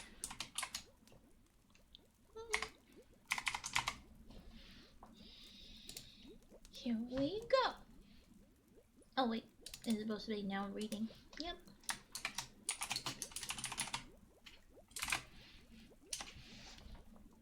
That's better. And I will continue with the big words, but you know what? I will move it over here. Nah, it won't be big anymore. That's fine. You can see it better. I'm sick of it being blocked by the antlers. Look at that. visible. Huzzah. Okay. Stop yelling. I know you can't really hear him, but he's yelling from somewhere. Okay, SCP-8878. There will be a part at the end of this one where there is an audio file to listen to. Way at the end. So that's going to be interesting. But it's not right now, so we don't have to worry about it yet. And cheese is not so disgusting. It is very addictive. And that's a problem, but it's nummy because of it. Okay. So the first thing on this SCP page is it looks like a line with little branches that go off, but it's made of stars and they kind of scatter because it's all black, but then it's white where the line is. They like peel off and then kind of dissipate into more of a scatter than a line. It's a funky shape. Okay. Underneath it says XR08, commonly known as the Orphic star, a type A topological defect. Research Contact Station YGGDRASIL currently operates within its vicinity. Ooh. Yeah, don't talk like that with the Wisconsinite in chat. It's a very good point, and yes, Wisconsinite means from Wisconsin. There you go. These is fighting words when you insult cheese around him. Okay. Item number 8878. Ooh, the picture there is funky junk. Instead of lines, it's a funky... I can scroll to see fun image. This is fun. Okay, sorry, I distract. Level 4 secret. So there should be 4 bars, but instead it's the funky photo. Anyway, okay. Containment type. Cernunnos. CERNUNNOS. Cernunnos. Secondary class Thaumiel. Disruption level dark. Risk level notice. Special containment procedures. SCP-8878 exists within N00DX32, a three-dimensional interspatial domain inaccessible by conventional means. This space is detectable through anomalous fluctuations in cosmological constants at the boundaries of universes, which can only be observed and measured near intersidereal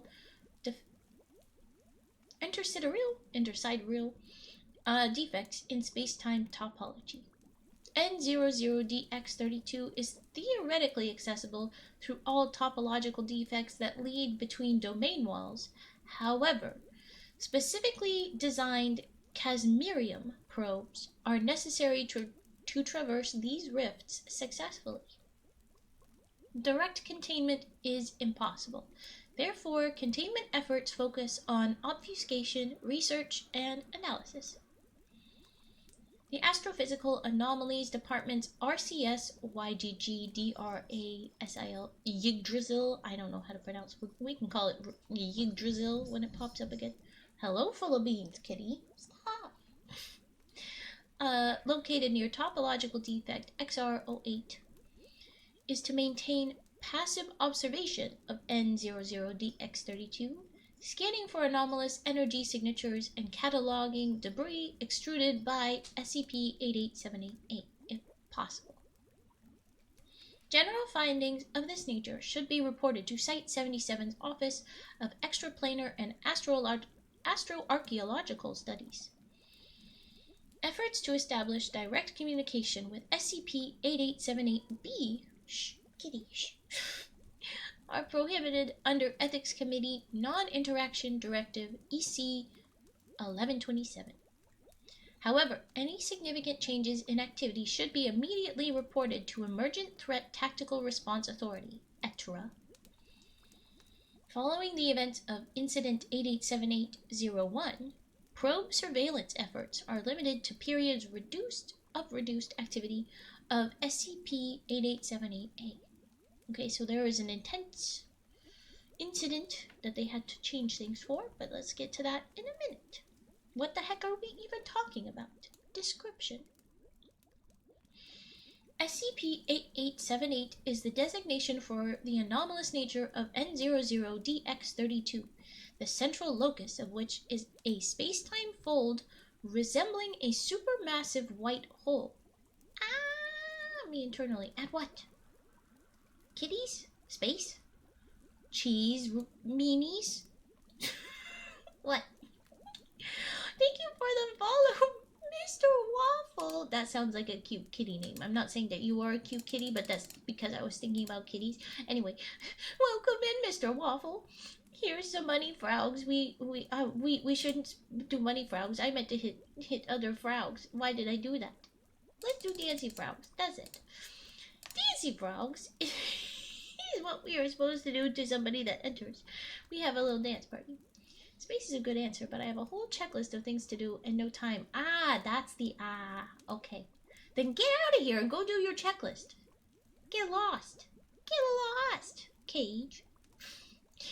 Thanks for joining me in the Muddy Frog accident game. But also for the dances. I'm doing one now. Fud. Fud? Okay. Stop talking. Lohawk, stop it. Food. Oh, food. I read it as fud, and I thought that you were misspelling fuck. Thank you for 63 bits. Where's the other 6 for the silly number? I joke. But now this is why we did bits. Aha! Okay, thank you. Money frogs are for the bits and stuff.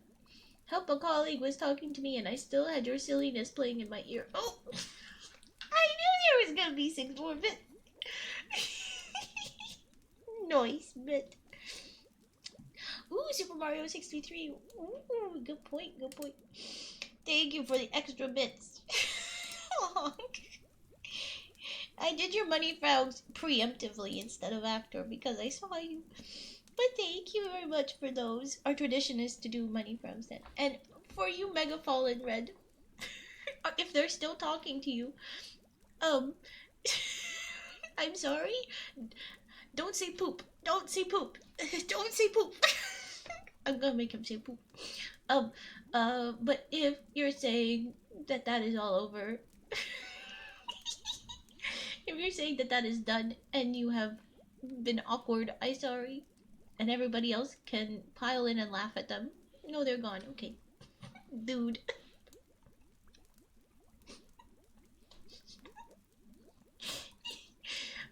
I was making such a silly face while I laughed just then.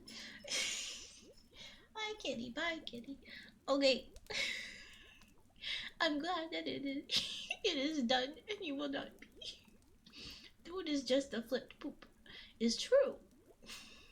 You're not wrong. Let me read. I said that I would be able to finish this in the stream, and you're gonna make it that I can't. Oh no, I was just trying not to laugh out of nowhere. Yeah, and there's nothing I can do about that after it's already done. Flip, dude. Well, I don't have a command for that, but I will help. There you go. Do your work. You are too busy using your fingers for typing. Use them for shoving food in your face. I need to keep reading. Y'all is silly. Okay. Lady? They are circling. They want their food. Oh my goodness. You read ideal. Okay, good. Okay. We were saying that SCP-8878 you yelling breathe at me is making me not breathe. Okay, I can do it. SCP-8888 is the anomalous nature of the thing, the central of which is a white hole looking thing. I breathe, I yawn. Located at its approximate center. Breathe more. I don't think you're asking me to hyperventilate, but that was my go-to. Okay. The supermassive white hole located at the center is apparently designated SCP-8878A. I think that's what it is in the brackets. SCP-8878A has been observed to function similarly to predicted models of white holes. of white holes, expelling vast quantities of matter, energy, and debris into the surrounding space. Due to dense gases and particulate matter in the space surrounding SCP-8878A, a continuous low-frequency hum can be heard, along with a variety of unknown sounds without pattern or cause, originating from beyond the event horizon. Though N00DX32 appears devoid of life and many of the expected cosmological features, it contains a significant quantity of debris, nearly all of which are artifacts and detritus of human origin. That's why we have astrological archaeology. I was like, what? What the hell does that mean? Does it mean archaeology for planets that are long dead and you go dig through and you're like, this is what their culture is supposed to be? No, it's because our shit ended up in space. What the hell? Anyway, these items present in variable condition, spanning a wide range of technological and cultural epochs, including those unfamiliar to our history and current time period, so possibly alternate timelines or in the future. Many of these artifacts provide extremely valuable insight into the nature of human civilization. Monolithic ruins, partially intact megastructures, derelict vessels, unknown technologies, exotic materials, historical records, and personal effects comprise only a portion of the objects observed by RCS Yggdrasil's survey probes. Though this suggests a diverse history of human activity, no coherent timeline of events has been reconstructed. This is further complicated by limited points of contact with N00DX32. Previously used entry points have slowly disappeared over time, though the exact mechanics beyond this phenomenon remain unknown. Some speculation exists that defects are being repaired or otherwise removed from reality to deter investigative efforts, though this has not been confirmed. There's also observations underneath in a second I'll read, but then there's a little photo and it says A, B, C, D. A is the photo we already saw where it splinters and goes around, and that was listed as XR08, the Orphic star. And then there's B, C, and D, which look a little different. B, it looks, I don't know how else to say, but it looks like if you took a square and you stretched it on 2 points, there would still be a little bubble in the center where the square's other points used to be. While you pulled it, if you had a square piece of stretchy fabric, you pulled the two ends very far. The center parts still bubble up a little bit, bubble up and down. It's not a rectangle. That is a rectangle. It's a square that got stretched so far, like it got yoinked. It's a stretchy fabric, so it makes a little funky shape. It's like there's a long line from the 2 points being stretched, and then the rest of the fabric kind of bunches in the middle. Yeah. C. This looks like a very fucked up jellyfish. I don't know what to say about this. It's not an oval. It's very pointy still. See, there's like a bright, and each of these, they're bright white here in the center, and if it gets ends, that's where it's lighter. See, there's the bright center, and then there's a bunch of wisps coming off, and I said kind of like a jellyfish, but it's not like a bubble. It's got weird, you can't see my arms, I'm wibbling. It's got weird wibbly arms everywhere. Squiggly, very squiggly. Very messed up. I don't know, Goose. You probably already ate them. Don't say the jelly. You're very right. I'm not trying to shame this jelly, but this is also a star, apparently, of some sort. And then D, it looks like there's the center little ovalish, and then off of each side, kind of like how a candy has the wrapper that twists in, and so there's the center oval, and then there's like a little bow of the rest of the wrapper. This has kind of little bows off of the center oval, but instead of a proper wrapper, it's like spiraling light lines, spirals in a cone overall shape. So they spiral out, slightly getting wider as they go. but it's roughly this shape overall of like a little candy in its wrapper. Spiral wider. Yeah, they spiral wider. The four little images they have underneath them, the four major classifications of topological defects and an example of each. These are the defects in the SCP-8878/N00DX32. So A, we've already seen, that is the Orphic star. It's type A/string. B, the weird stretched fabric square, is Echidna's gate. It's type A. It's type B/gap. Then C is Chiron's tether, type C/knot. Like I said, it's got a bunch of stuff flowing off of it. Makes sense to be seen as a knot. And then D is Ariadne's thread. Ariadne's thread, type D/helix. Like I said, there's spirals going off of it. It is a bit of a helix. Okay. Then we have under this stuff, like I said, there were some notable observations. So the notable observations include of the stuff that went out into space, not the space shapes, stuff out into shapes.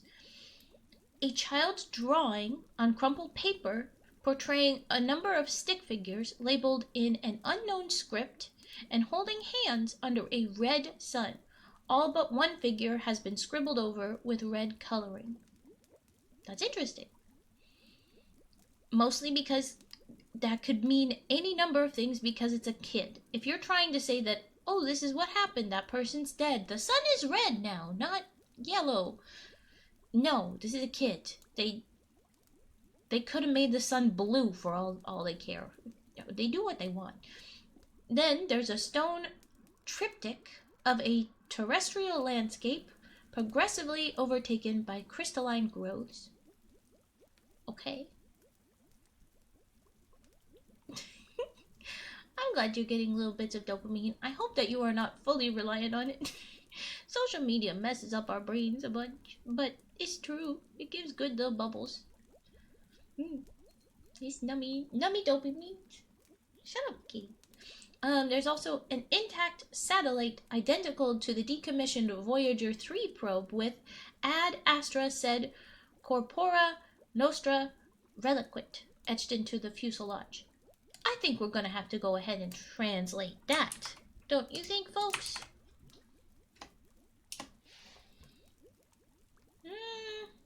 Okay, that's not working.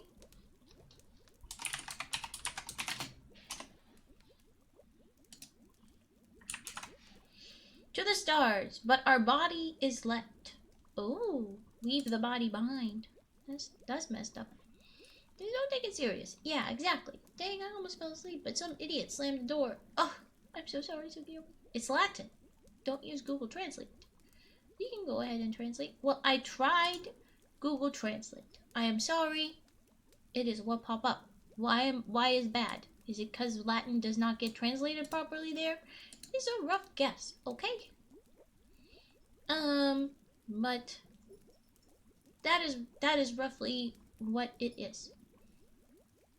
Then there's a burnt tapestry depicting human figures carrying a yellow radiant sphere and placing it into a dark spiral. Hi, lady, rubbing up against my legs. Oh no, it is not lady. I should have guessed. It is the man. He demands food. It is too early, sir. Yeah, if I spoke Latin, I would just translate it myself, but I do not. But okay, so we have tapestry depicting humans carrying seemingly the sun and placing it into a dark spiral. And finally, a large ornate hourglass, its contents now jagged clumps, fused into a single mass.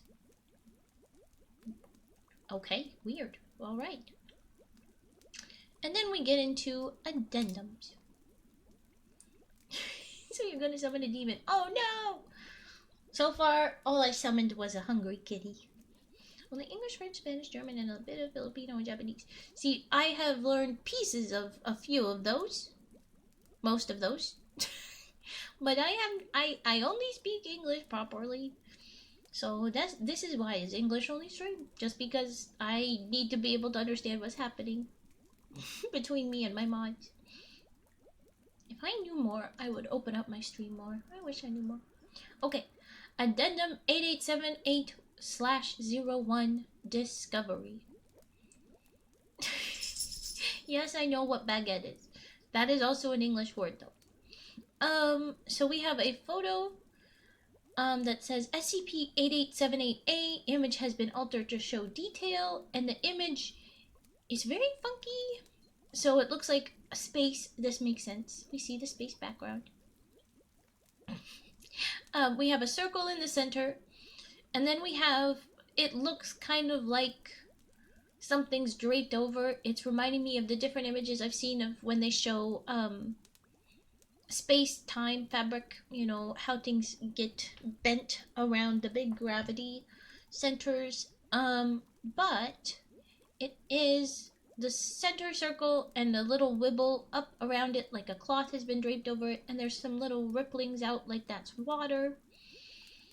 There's also a big line that goes up like it's smoke out of a chimney directly from the top of the circle. So something's going on. Very funky shape. And it's been altered to show detail. I don't know what that means. Anyway, the text next to this photo says SCP-8878 was discovered in 2045 during investigations into XR08 conducted by the Yggdrasil probe array. Preliminary readings identified N00DX32 as a cosmological outlier, possessing extremely low entropy and an unusually luminous domain wall, which was later determined to be responsible for the characteristically bright appearance of topological defects. Subsequent deep-range scans detected several entry points into N00DX32, leading to the discovery of SCP-8878A. SCP-88878B was not discovered until the events of Incident 887801. Funny you should mention it. That's what immediately follows.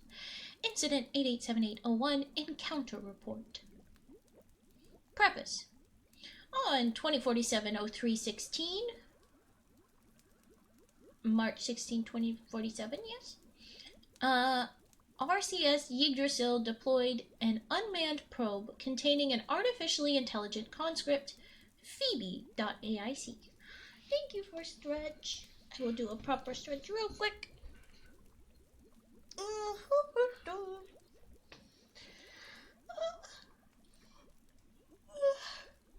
That was yawn.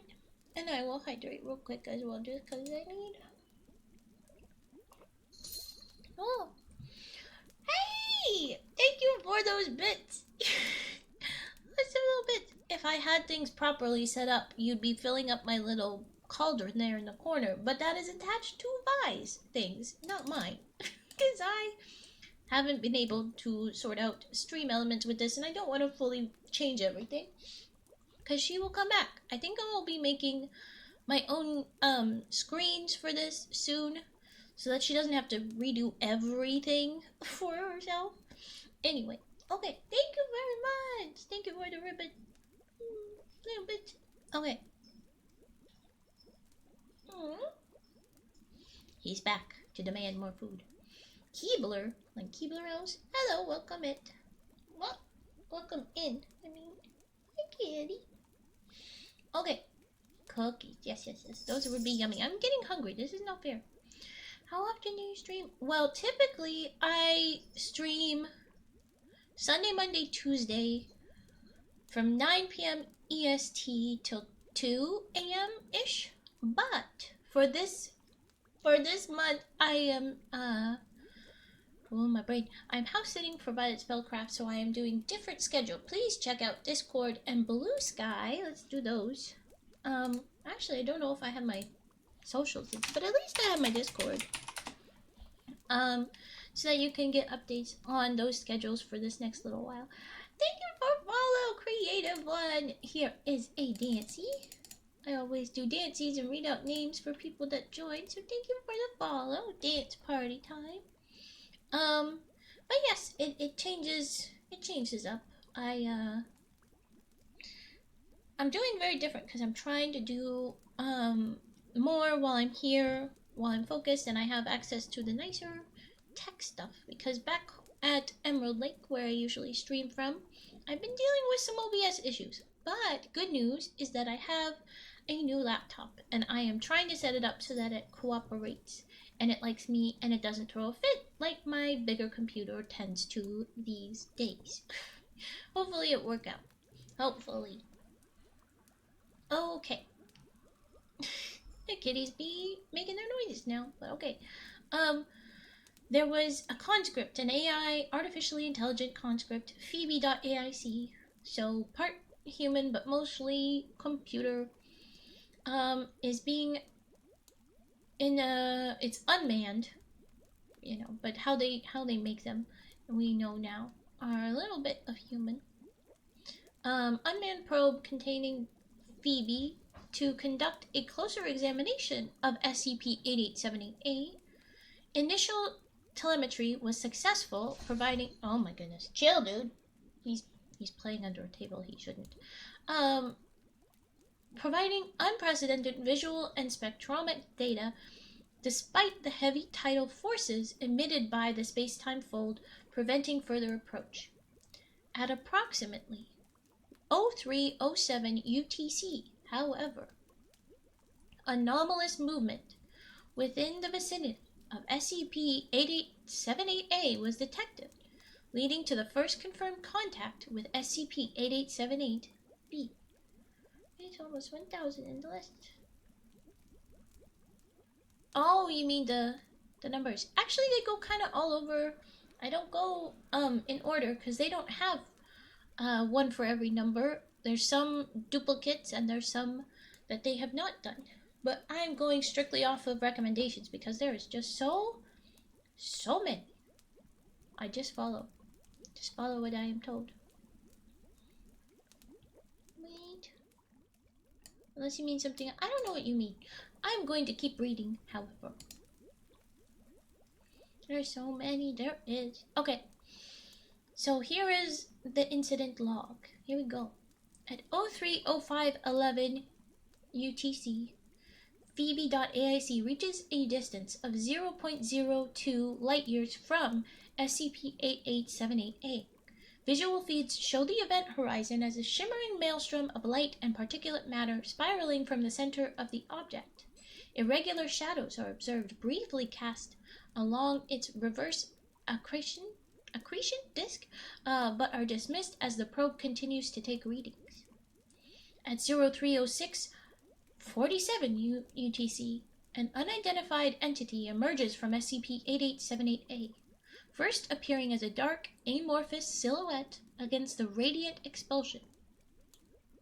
SCP-8878-B swiftly extends a number of long, flexible appendages in the direction of Phoebe.aic, the probe initiating emergency escape maneuvers towards the direction of the incursion point. Initial size estimates place SCP-8878-B at several hundred kilometers in diameter, though these measurements are quickly discarded as the entity expands outward in all directions, obscuring the probe's view of SCP-8878-A. 10 limbs are counted in total, seemingly comprised of a dense, semi-transparent material that interacts with light in an anomalous manner, effectively pushing, quote-unquote, it aside as the entity moves. Vertebrae-like structural components are visible through its exterior. 030706 UTC, so just seconds later, so many seconds later, SCP-8878-B seizes Phoebe.aic. The visual feed is disrupted as the appendages envelop the probe, but telemetry reveals significant electromagnetic interference. 030738. Another, 30 seconds later. Phoebe.aic emits a distress signal and appends its session data as the probe's structural integrity is compromised. RCS Yggdrasil notes an outfluxing of anomalous energy surges originating from SCP-8878A, coinciding with SCP-8878B, retracting into the event horizon. And then just another 30-ish seconds later, 030802 UTC, final telemetry indicates that Phoebe.AIC was pulled with significant speed towards SCP-8878A and was likely annihilated from the extreme tidal forces in the process. Why are you hiding under the chair, lady? Why are you hiding under the chair? You're so silly. The kitty is being weird. They just want food and attention.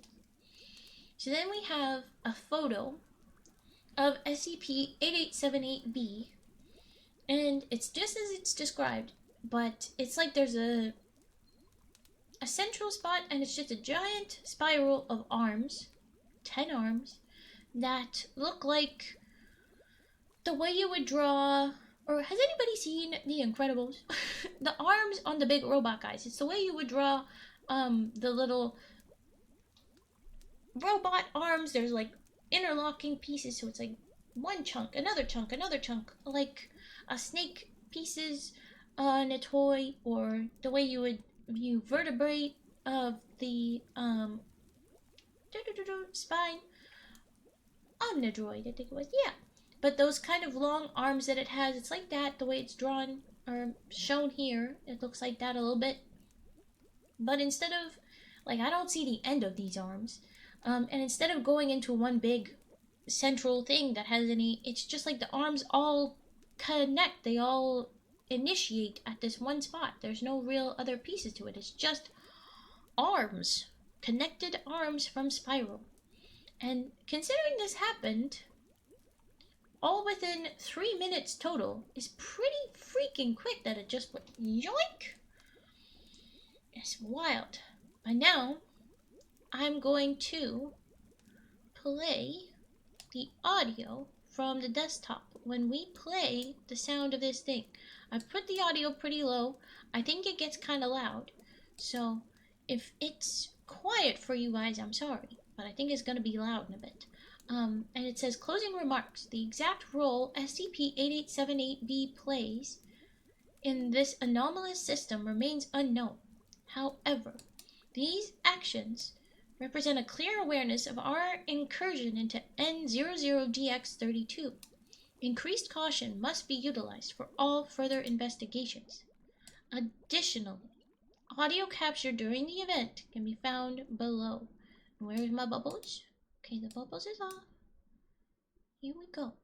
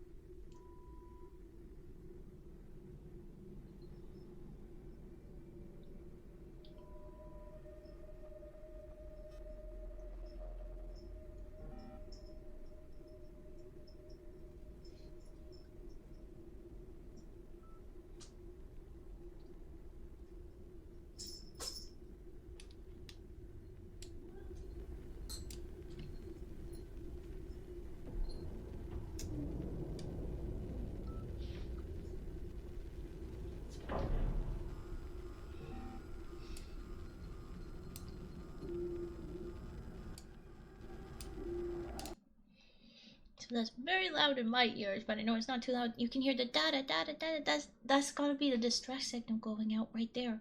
Okay, I'm playing it again. Ah!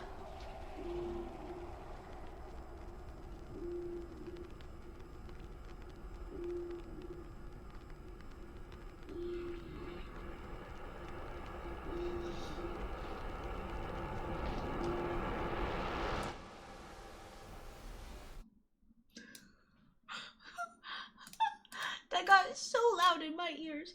Oh my gosh, I'm gonna go deaf. It's all quiet suddenly. Well, that give you the sci-fi spookies for sure. It was loud enough for scary. Oh god, this is why I had it quiet. I knew it was gonna be very loud. Ooh, is the man rubbing up against my legs more, trying to get attention. Mike, get out of there. Get out of there. Can you guys still hear me? Is everything okay? It sounded like he bugged something.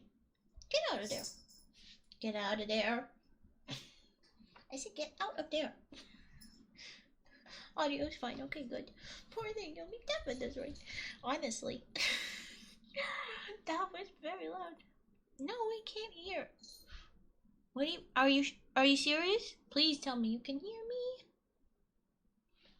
Please don't be joking with me. Please somebody confirm my audio is here. Hello? I'm muted. Hello, hello, hello. Oh, this little shit. Did he unplug the thingy? I'm not. Can you hear me now? This is a different audio. We cannot go wrong.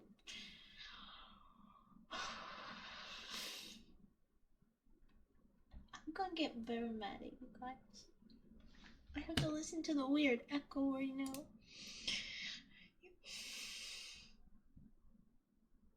Thank you, Creative One, giving sassy face. And the fact that Mega said we cannot confirm says definitely. Chad is being terrible. You're so mean. I was gonna listen to the mean Mike. Cause this is what happened last time I Apothecary sat for Vi. I almost said Vi sat for Apothecary, which, oh my gosh, brain. But the other mic has an echo in the headphones, and it honestly drives me crazy. I quite literally lose my mind listening to it, and trying to do it last time. I was so quiet, partially because if I was quieter, there was less of that echo, and oh my gosh, I literally, when I ended stream, I'd be walking away with my heart palpitating. Kitty, stop fighting.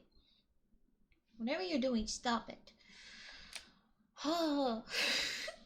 Toast, by the way, I just didn't want to do rage puffing last night because I was having too much of a panic. And you guys almost gave me a bit of a panic because I was listening to the bad mic and it was giving me bad feelings again.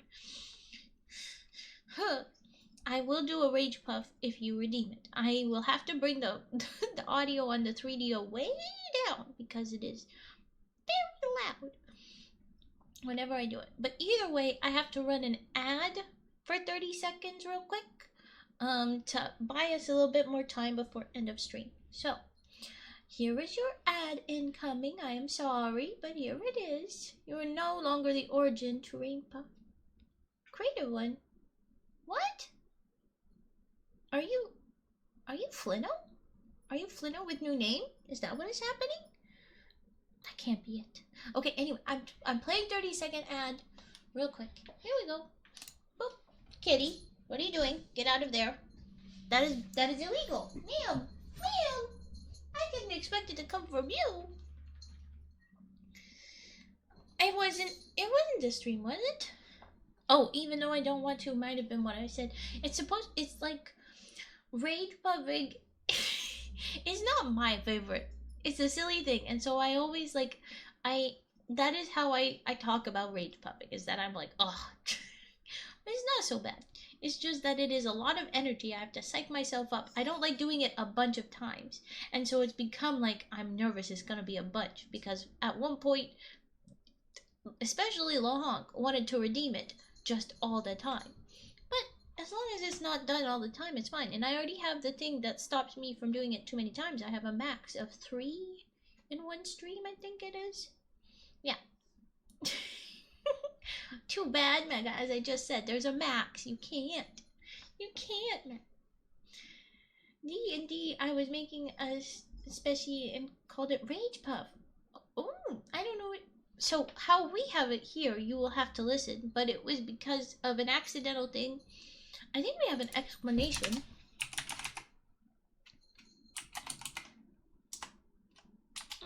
I think it will pop up. Yeah.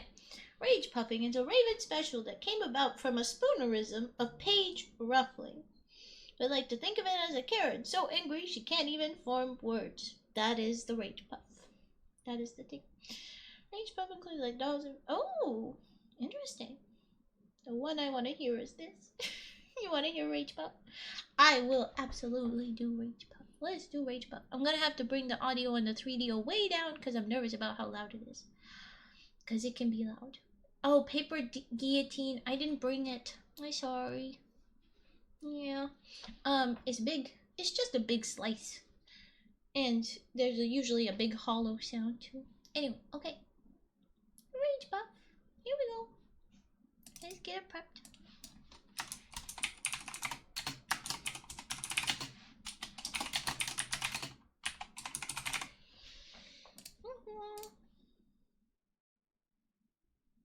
Oh, I messed up. I messed up because I got it in a different format now. I can't put it over there. Oh, I can put it there. Alright, here is a rage puffing.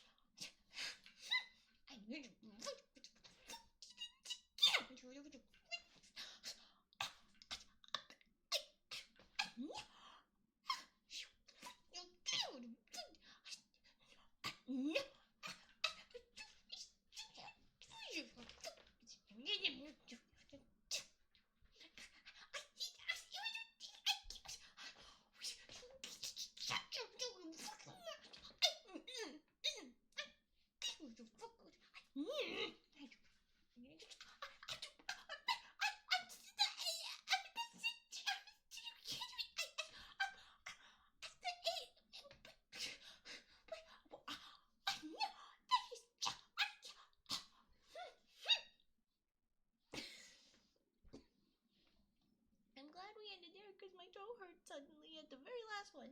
At the last... give me a sec.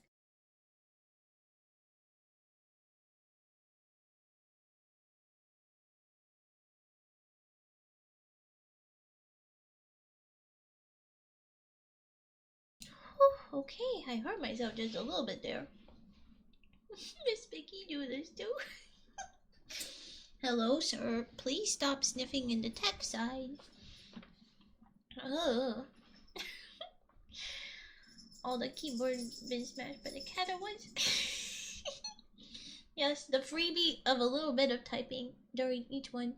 Hey, that's what you get. There's also been quote unquote free rage puffing whenever I get upset at a story and I just go, what? He's a little bit of free rage puffing, you know? Well, with that, I don't know if I could finish another SCP in time. I might. It might be short enough, the next one I've got. But I cannot... Oh no, actually, this one is not short enough. I could have read this one, maybe. But no. So, I guess we will have to just be chatty now. Okay, I hydrate. Thank you very much. Now I have read. And thank you to NURIAKEA for recommending both of these stories that we have read today. Why is this not... let me fix this. There we go. Okay.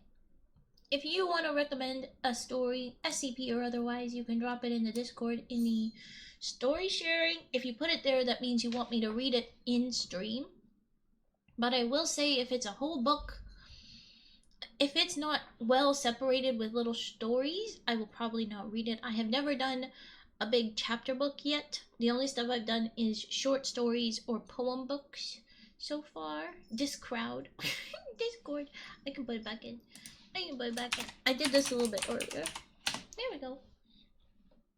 I said it last time, I'll say it again. Your voice is lovely. Thank you, Toast.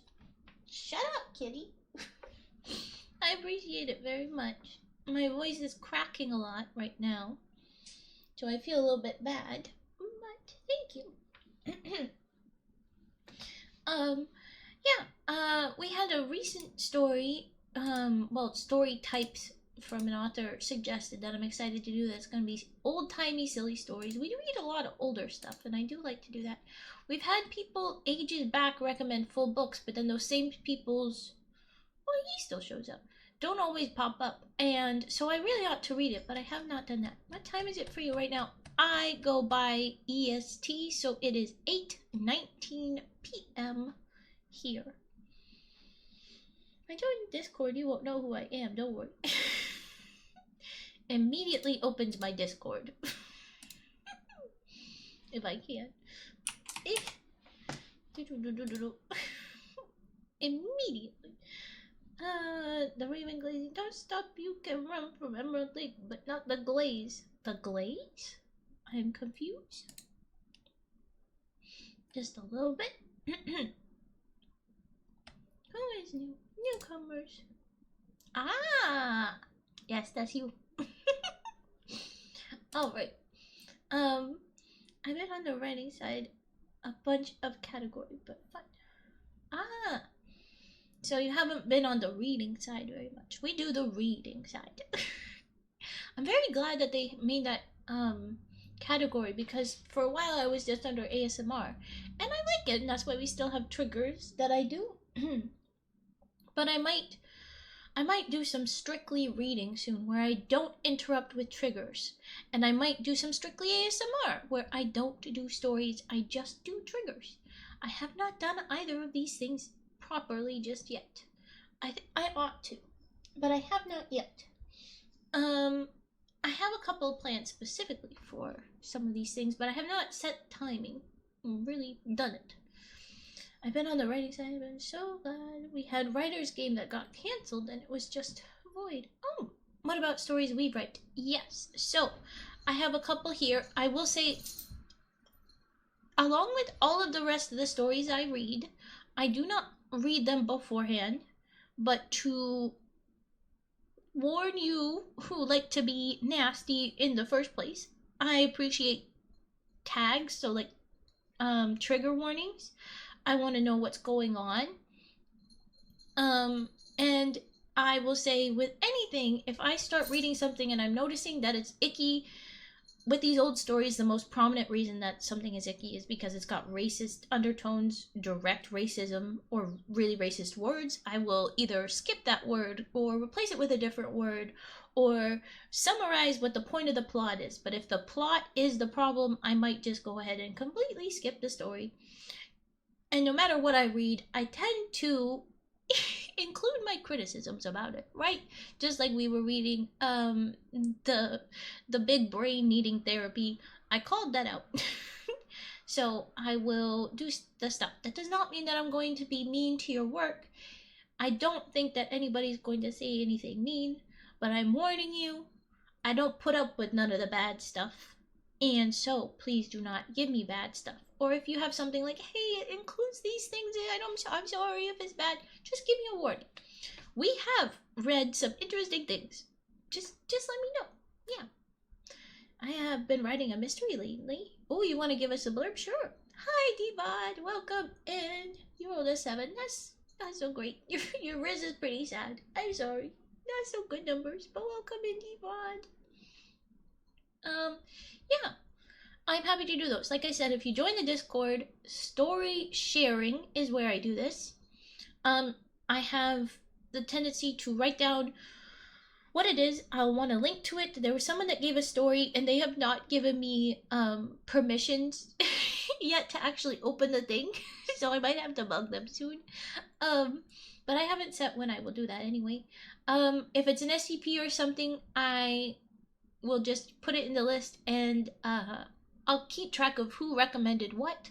So even in the YouTube, I'll put up the VODs. Even in the YouTube uploads of these, I will put thanks, insert whoever for recommendation. Hi lady, you're back. I will move the bubble wrap so you don't sit on it.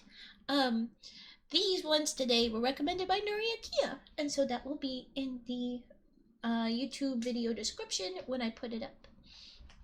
Now, the blurb from Creative Ones. Oh, what are you doing? You look like a meerkat, lady. What are you doing?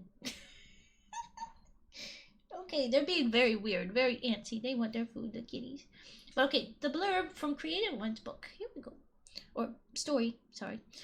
Young is a rookie gumshoe on scholarship in the Forensic Sciences Division. A family tragedy derails his career trajectory. When a flash flood detour nearly ends in an accident, his projected timetable skews further out of his control. Stranded, he finds shelter at Old Familiar Stop Bed and Breakfast, but one of the house guests insists there is a mystery to solve. Can Young play detective, or will he find himself outclassed? There you go. That sounds very nice. We have read, I still have the little bookie with me. I guess we could be reading those right now. But I figured like we should chat. I have a little book of a very old collection of what's called 2-minute mysteries. It's from 1970, I think. It's not that old, but still, its pages are orange with age. I don't think they were white in the first place, but they are orange. And the idea of them is that you have one page that has a mystery and its answer all put onto it. So the front side, start of mystery, back side, finish of mystery, and turn the book upside down to read the answer. We have read about half of it, or maybe 2/3. I don't know. It's pretty good. We got a lot of little stuff, and we've got little mysteries that we read here and there. That's our only other mysteries that we've read, really. I have other stories suggested. We just I mean it. I have leaned away from the chapter books, big things, and I've tried to find other stuff, but I haven't. Oh, that's a whole hub we haven't gotten to. I don't know if I will do that. That was it's listed here as recommended by me, and then in brackets someone else, and so I think it was like, this is a thing. It's everything on this list, and I got to most of that list, but not that one, because it's a whole other list of lists, I think. But I keep, as you can guess by me looking through this, I keep a spreadsheet of all of these so that I can keep up with it all. It's very important. It's also attached to my emotes spreadsheet, which is why someone else would have access to it while I was typing. But we have a couple of books in there that I ought to read, and then we have a couple of things that are not really books or stuff, but we ought to look into them. Anyway, okay. The first book I wrote was a detective mystery book, but it wasn't long enough to be a novel. Well, nice, a little short. If Nancy Drew had the same format, it would be like that too. Reminds me of Encyclopedia Brown. Yeah. Our detective in those little books is called Dr. Helegian. He's fun. Mine is so long. It was almost to 40k words, and they didn't find the first not okay person. Villain, you mean? Oh, ooh. Well, that's a lot. But yeah, if you recommend it, we will see if we can get to it. I like the shorter stories so I can fit it in a stream. I have not been as on board the first victim. Oh, okay, that's what you meant. I have not been as on board with big stories that only are separated by chapters, just because I am worried that I will not finish it in a reasonable time. And I like to change things up. I like to do, we do SCPs, we do folktales, we do origami, we change it up, so we're not very consistent. But who knows? Hello! I know you're hungry. There is still half an hour. They are very nosy right now. The lady is all curled up and being a good little lady, but the man, he is noisy. Hello. He is at my side, giving me eyes. The lady just batted his tail. What are you doing, ma'am? What are you doing? No. Oh, is she wild? Okay.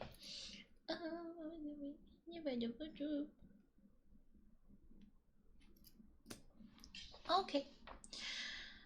we ought to read a couple Helegians.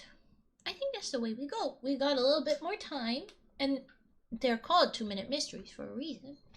The way that we read them with me, though, I'll read it once, and because they are old and they are finicky bullshits, almost always the answer is finicky bullshits, I will read it again after I read it in my head what the answer is, so that I can get some emphasis at the right spots. Stop standing on that. That's important tech. What are you doing, ma'am? She's like, but it's warm for my butt. No.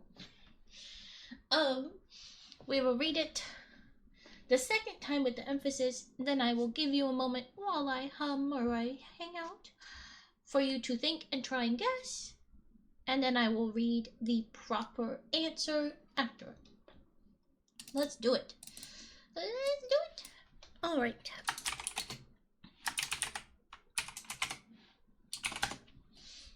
They are always called the case of the and then something. How befitting a name. This one is called The Case of the Screaming Cat. I'm not even kidding. That is the name of this. It is called The Screaming Cat. The Case of the Screaming Cat. That is so silly. That is so silly. Perfect. I will hydrate. I will read once. I will look at the answer and determine how fiddly bullshit it is. If it's something you're never gonna guess because it's so stupid, that's fine. Or if it's something that makes sense, I will read again with emphasis. Because it is old, a couple of times they've used really incorrect things, and a couple of times it's like, no, that's not really fact, that's just like what you felt like, Mr. Helegian dude. So that's not fair. But we're gonna try it out. We're gonna do this. Okay. Outdated words. Yes, yes, yes. Okay. The Case of the Screaming Cat. One of your neighbors reported hearing a scream from this house about 10 minutes ago. Inspector Winter said, I'm sorry to intrude, but we happened to be driving by, and I thought I'd check out the report myself. James McNulty stood scowling in the doorway till he saw the inspector's badge. There's been some mistake, he protested, but come in. Shut up, cat. We're reading about other screaming cats. Oh, I'm mostly on my menu space. Alright, I continue. The inspector and Dr. Helegian left the rain, which had been falling for 3 hours, and entered the bright and cheerful little house. I'll bet Mrs. Hatfield reported the scream, said McNulty. She lives next door with her cats. I found a gray one camped at my door when I came home 10 minutes ago. I was tired and wet and impatient, continued McNulty. The cat didn't move, so I kicked it harder than I intended. It let out a yowl. A yowl, Inspector, not a scream. You kicked a kitty? Oh my God. Is that your station wagon in the back? Inquired Helegian. Yes, I've been away selling for 2 weeks, said McNulty. Oh, this is fun. Helegian peered through the window at the station wagon a moment and suddenly went outside. Here, pussy, he murmured gently at the gray cat cowering under the station wagon. He says, here, pussy, to the kitty. I know, it's very evil of him. He moved one hand along the dry gravel beneath the car, and then with a lightning motion seized the cat, carrying it back into the house. He asked McNulty, do you live here alone? With my wife, May, was the nervous reply. For your sake, I hope she's well, said Helegian. If there was a scream, I don't think the cat made it. What aroused Helegian's suspicion? Well, keep it PG-13. Hey, they're talking to a kitty. He's okay. I think I know what it was, but I'm gonna read it. Yep. Yep.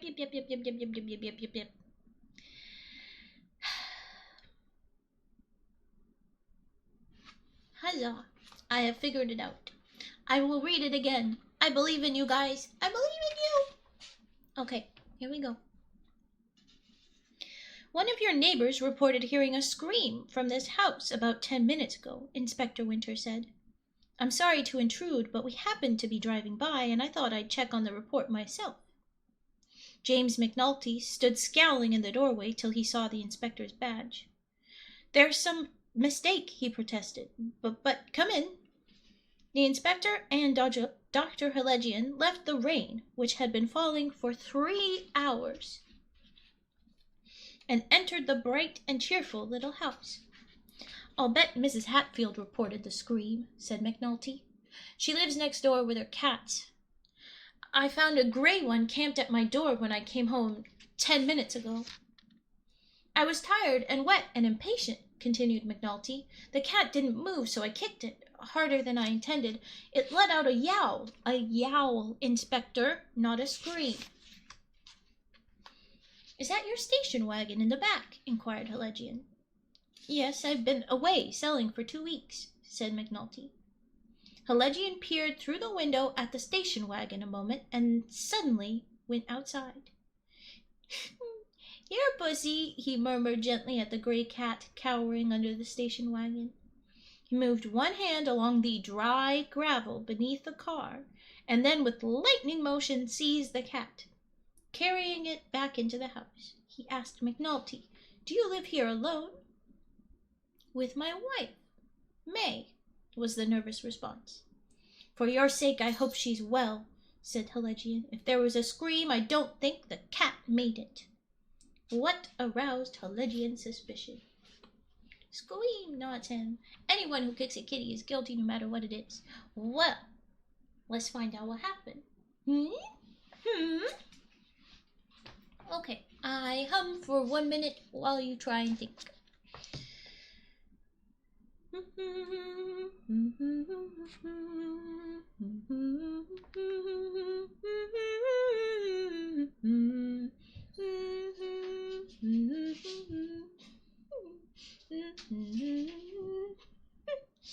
you stop?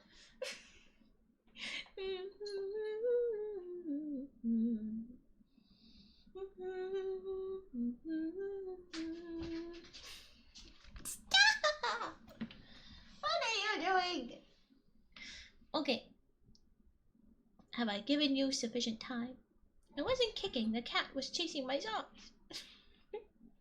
That's fair. The kitty's chasing your feet. You know, they do jump on your feet sometimes and try to be a hazard. They do that. Sometimes you do not intend. But this guy said he did intentionally. But he was lying. How do we know? Well, here you go.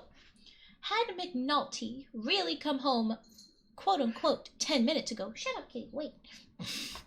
If he'd really come home 10 minutes ago, the gravel under his car would have been wet. Instead, it was dry, proving the car had been there before the rain started. 3 hours before. That's how long it had been raining. That's what we said. Helegian believed McNulty had spied the cat under the car while he was talking and used it as an alibi for the scream. And therefore he did not, in fact, kick a kitty. He simply probably hurt his wife. Vindication? Yeah, lie. Pinocchio, lie face. Yes.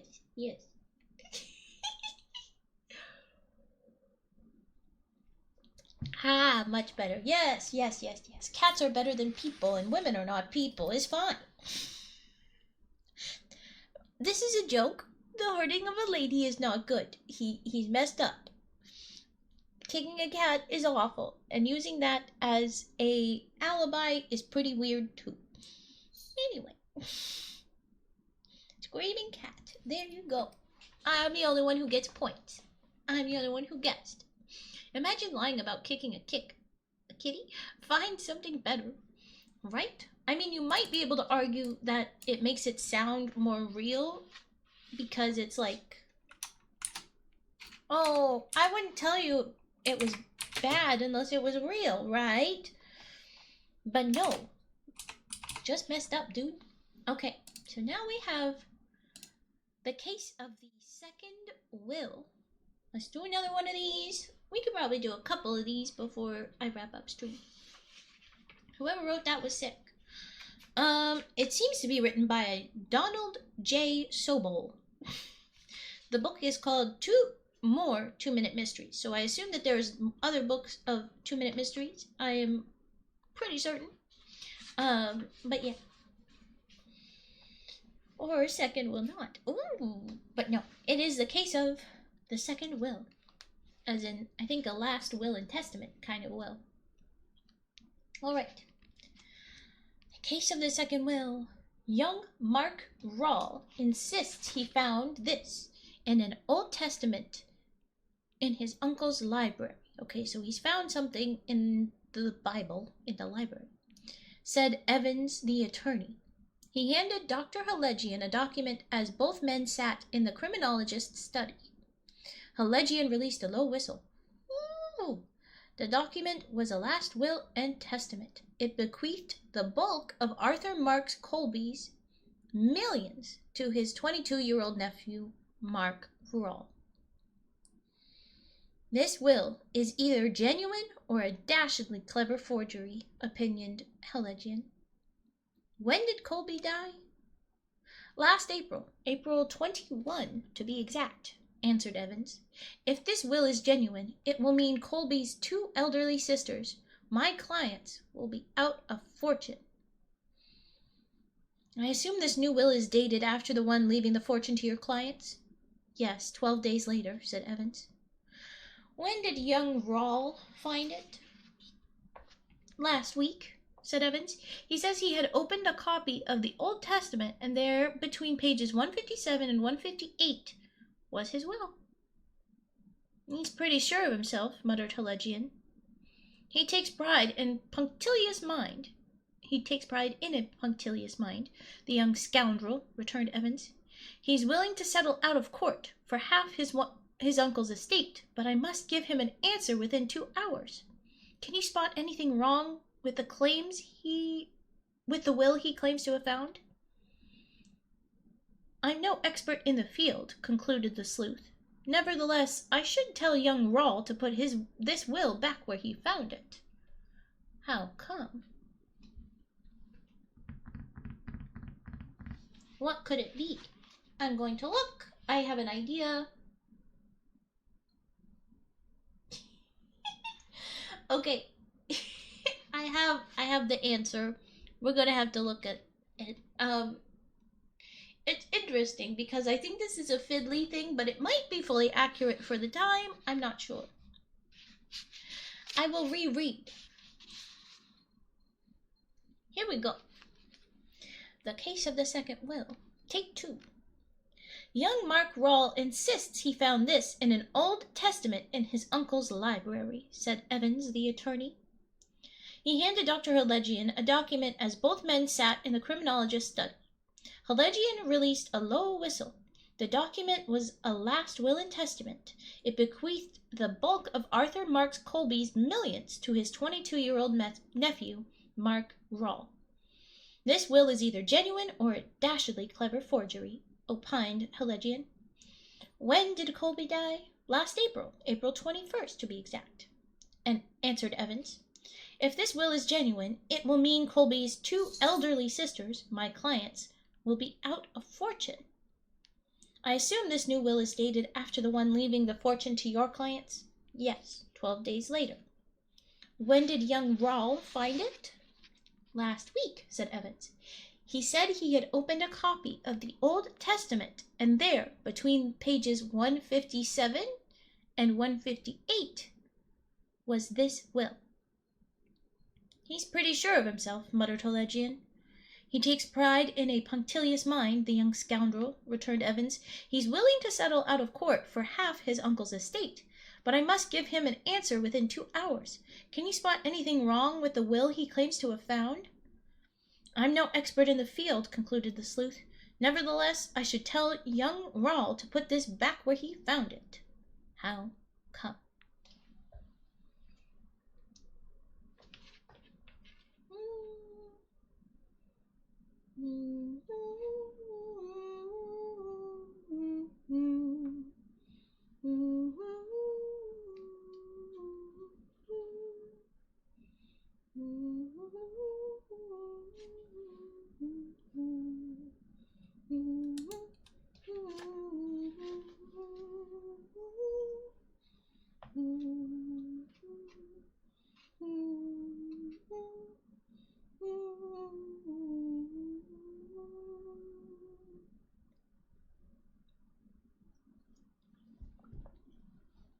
I hydrate and I will read.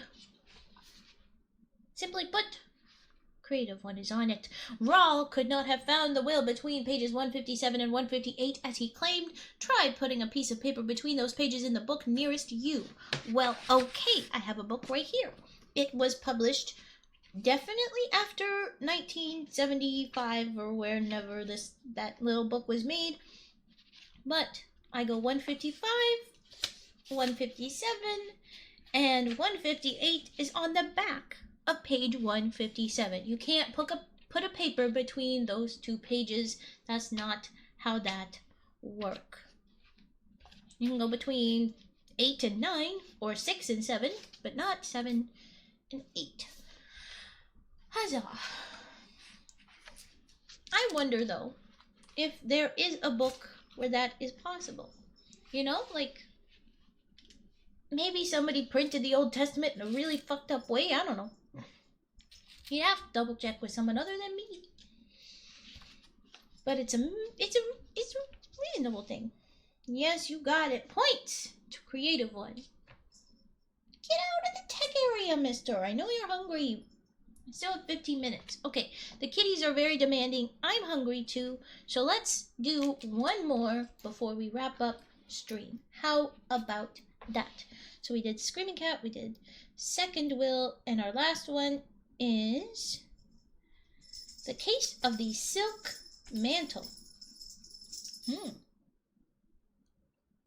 Let's see. Yes, it would be possible, but not for all documents. Yeah, I don't know where it would change, but silk mantle. Okay. Hey, this time it didn't change sizes. Good for you, OBS. You're not freaking out right now.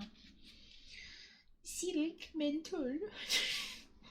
No, my dog, he cannot read. He cannot spell, yes.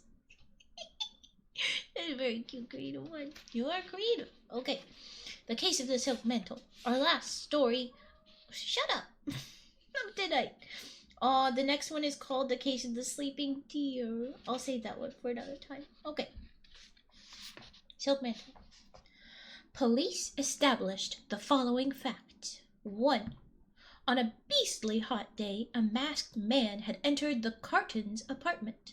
In attempting to beat from Mrs. Carton the hiding place of her diamond necklace, he had accidentally killed her. He had ransacked the apartment and had fled empty-handed. 2. Mr. Carton, an invalid who had been under sedation during the crime, discovered the body and notified police. That is the exact words. They are icky. They're being mean to Mr. Carton a little bit with that word as far as I'm aware. 3. Suspicion fell upon Bill, the doorman, and an ex-con who had not reported to work since the slaying. 4. The necklace was safely hidden in the false bottom of a jewelry box in the guest closet near the fireplace. The box rested on the closet shelf above the spot where Mrs. Carton habitually hung her gold silk mantle. She wore this garment in the apartment on chilly days, but never outside the apartment. Upon ascertaining these facts, Dr. Halegian asked to be left alone in the apartment with the doorman. After hearing Bill insist he had never set foot in the apartment, Halegian shifted a cigarette container and 2 statuettes on the shelf above the fireplace and rested his elbow there. The necklace was right here in the false bottom of a box above the mantel. See for yourself, urged the sleuth. In a moment, Bill had found the jade box above Mrs. Carton's silk mantle. After he was clapped under arrest, Halegian told Inspector Winters a criminal should never return to the scene of his crime. What was Bill's mistake? I think this is going to be something stupid.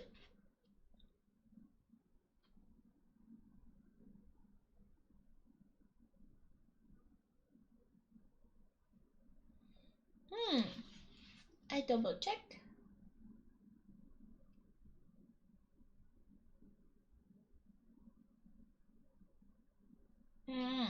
Yeah, okay. I'm concerned as updated person finds anything? Maybe I heard wrong.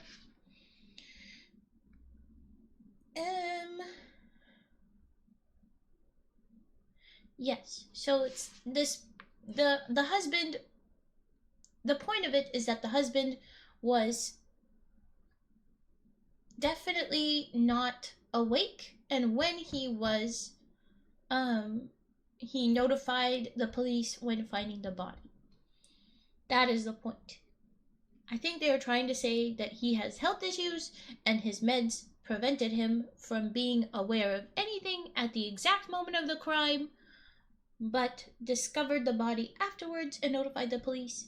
Perhaps the sedation was from someone else, the criminal, perhaps not.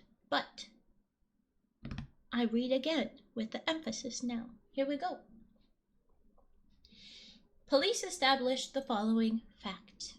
1. On a beastly hot day, a masked man had entered the Cartons' apartment in attempting to beat from Mrs. Carton the hiding place of her diamond necklace. He had accidentally killed her. He had ransacked the apartment and had fled empty-handed. 2. Mr. Carton, an invalid, why do we say this, who had been under sedation during the crime, discovered the body and notified police. Simply put, I will promise you, do not worry about Mr. Carton right now.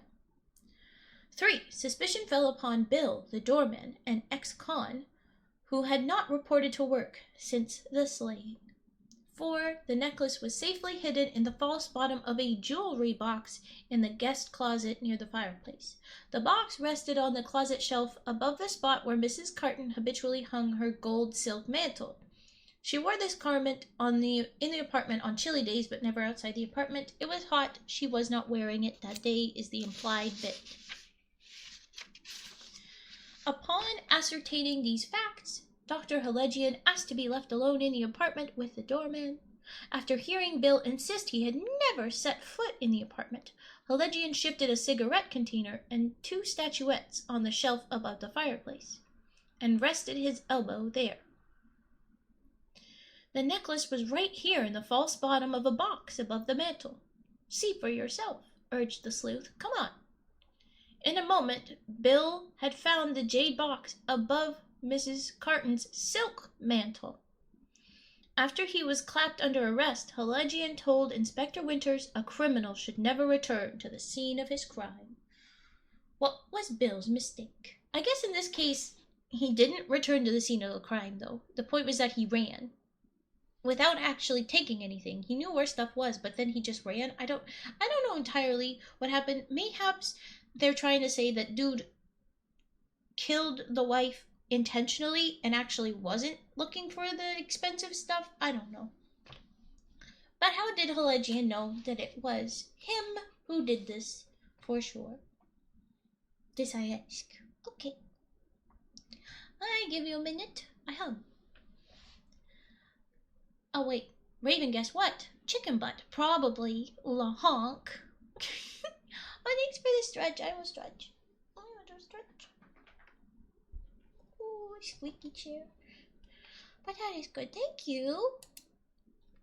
Alright, I hum.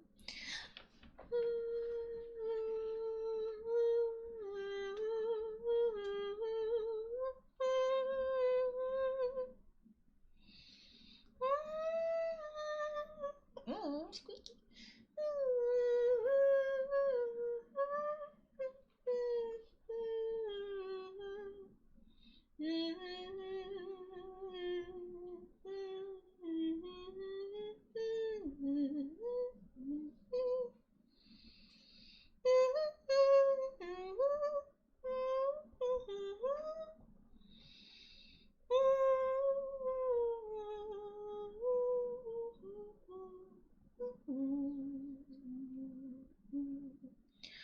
Okay, bye-bye, Toast. Have a great time, whatever time zone, happy time zone.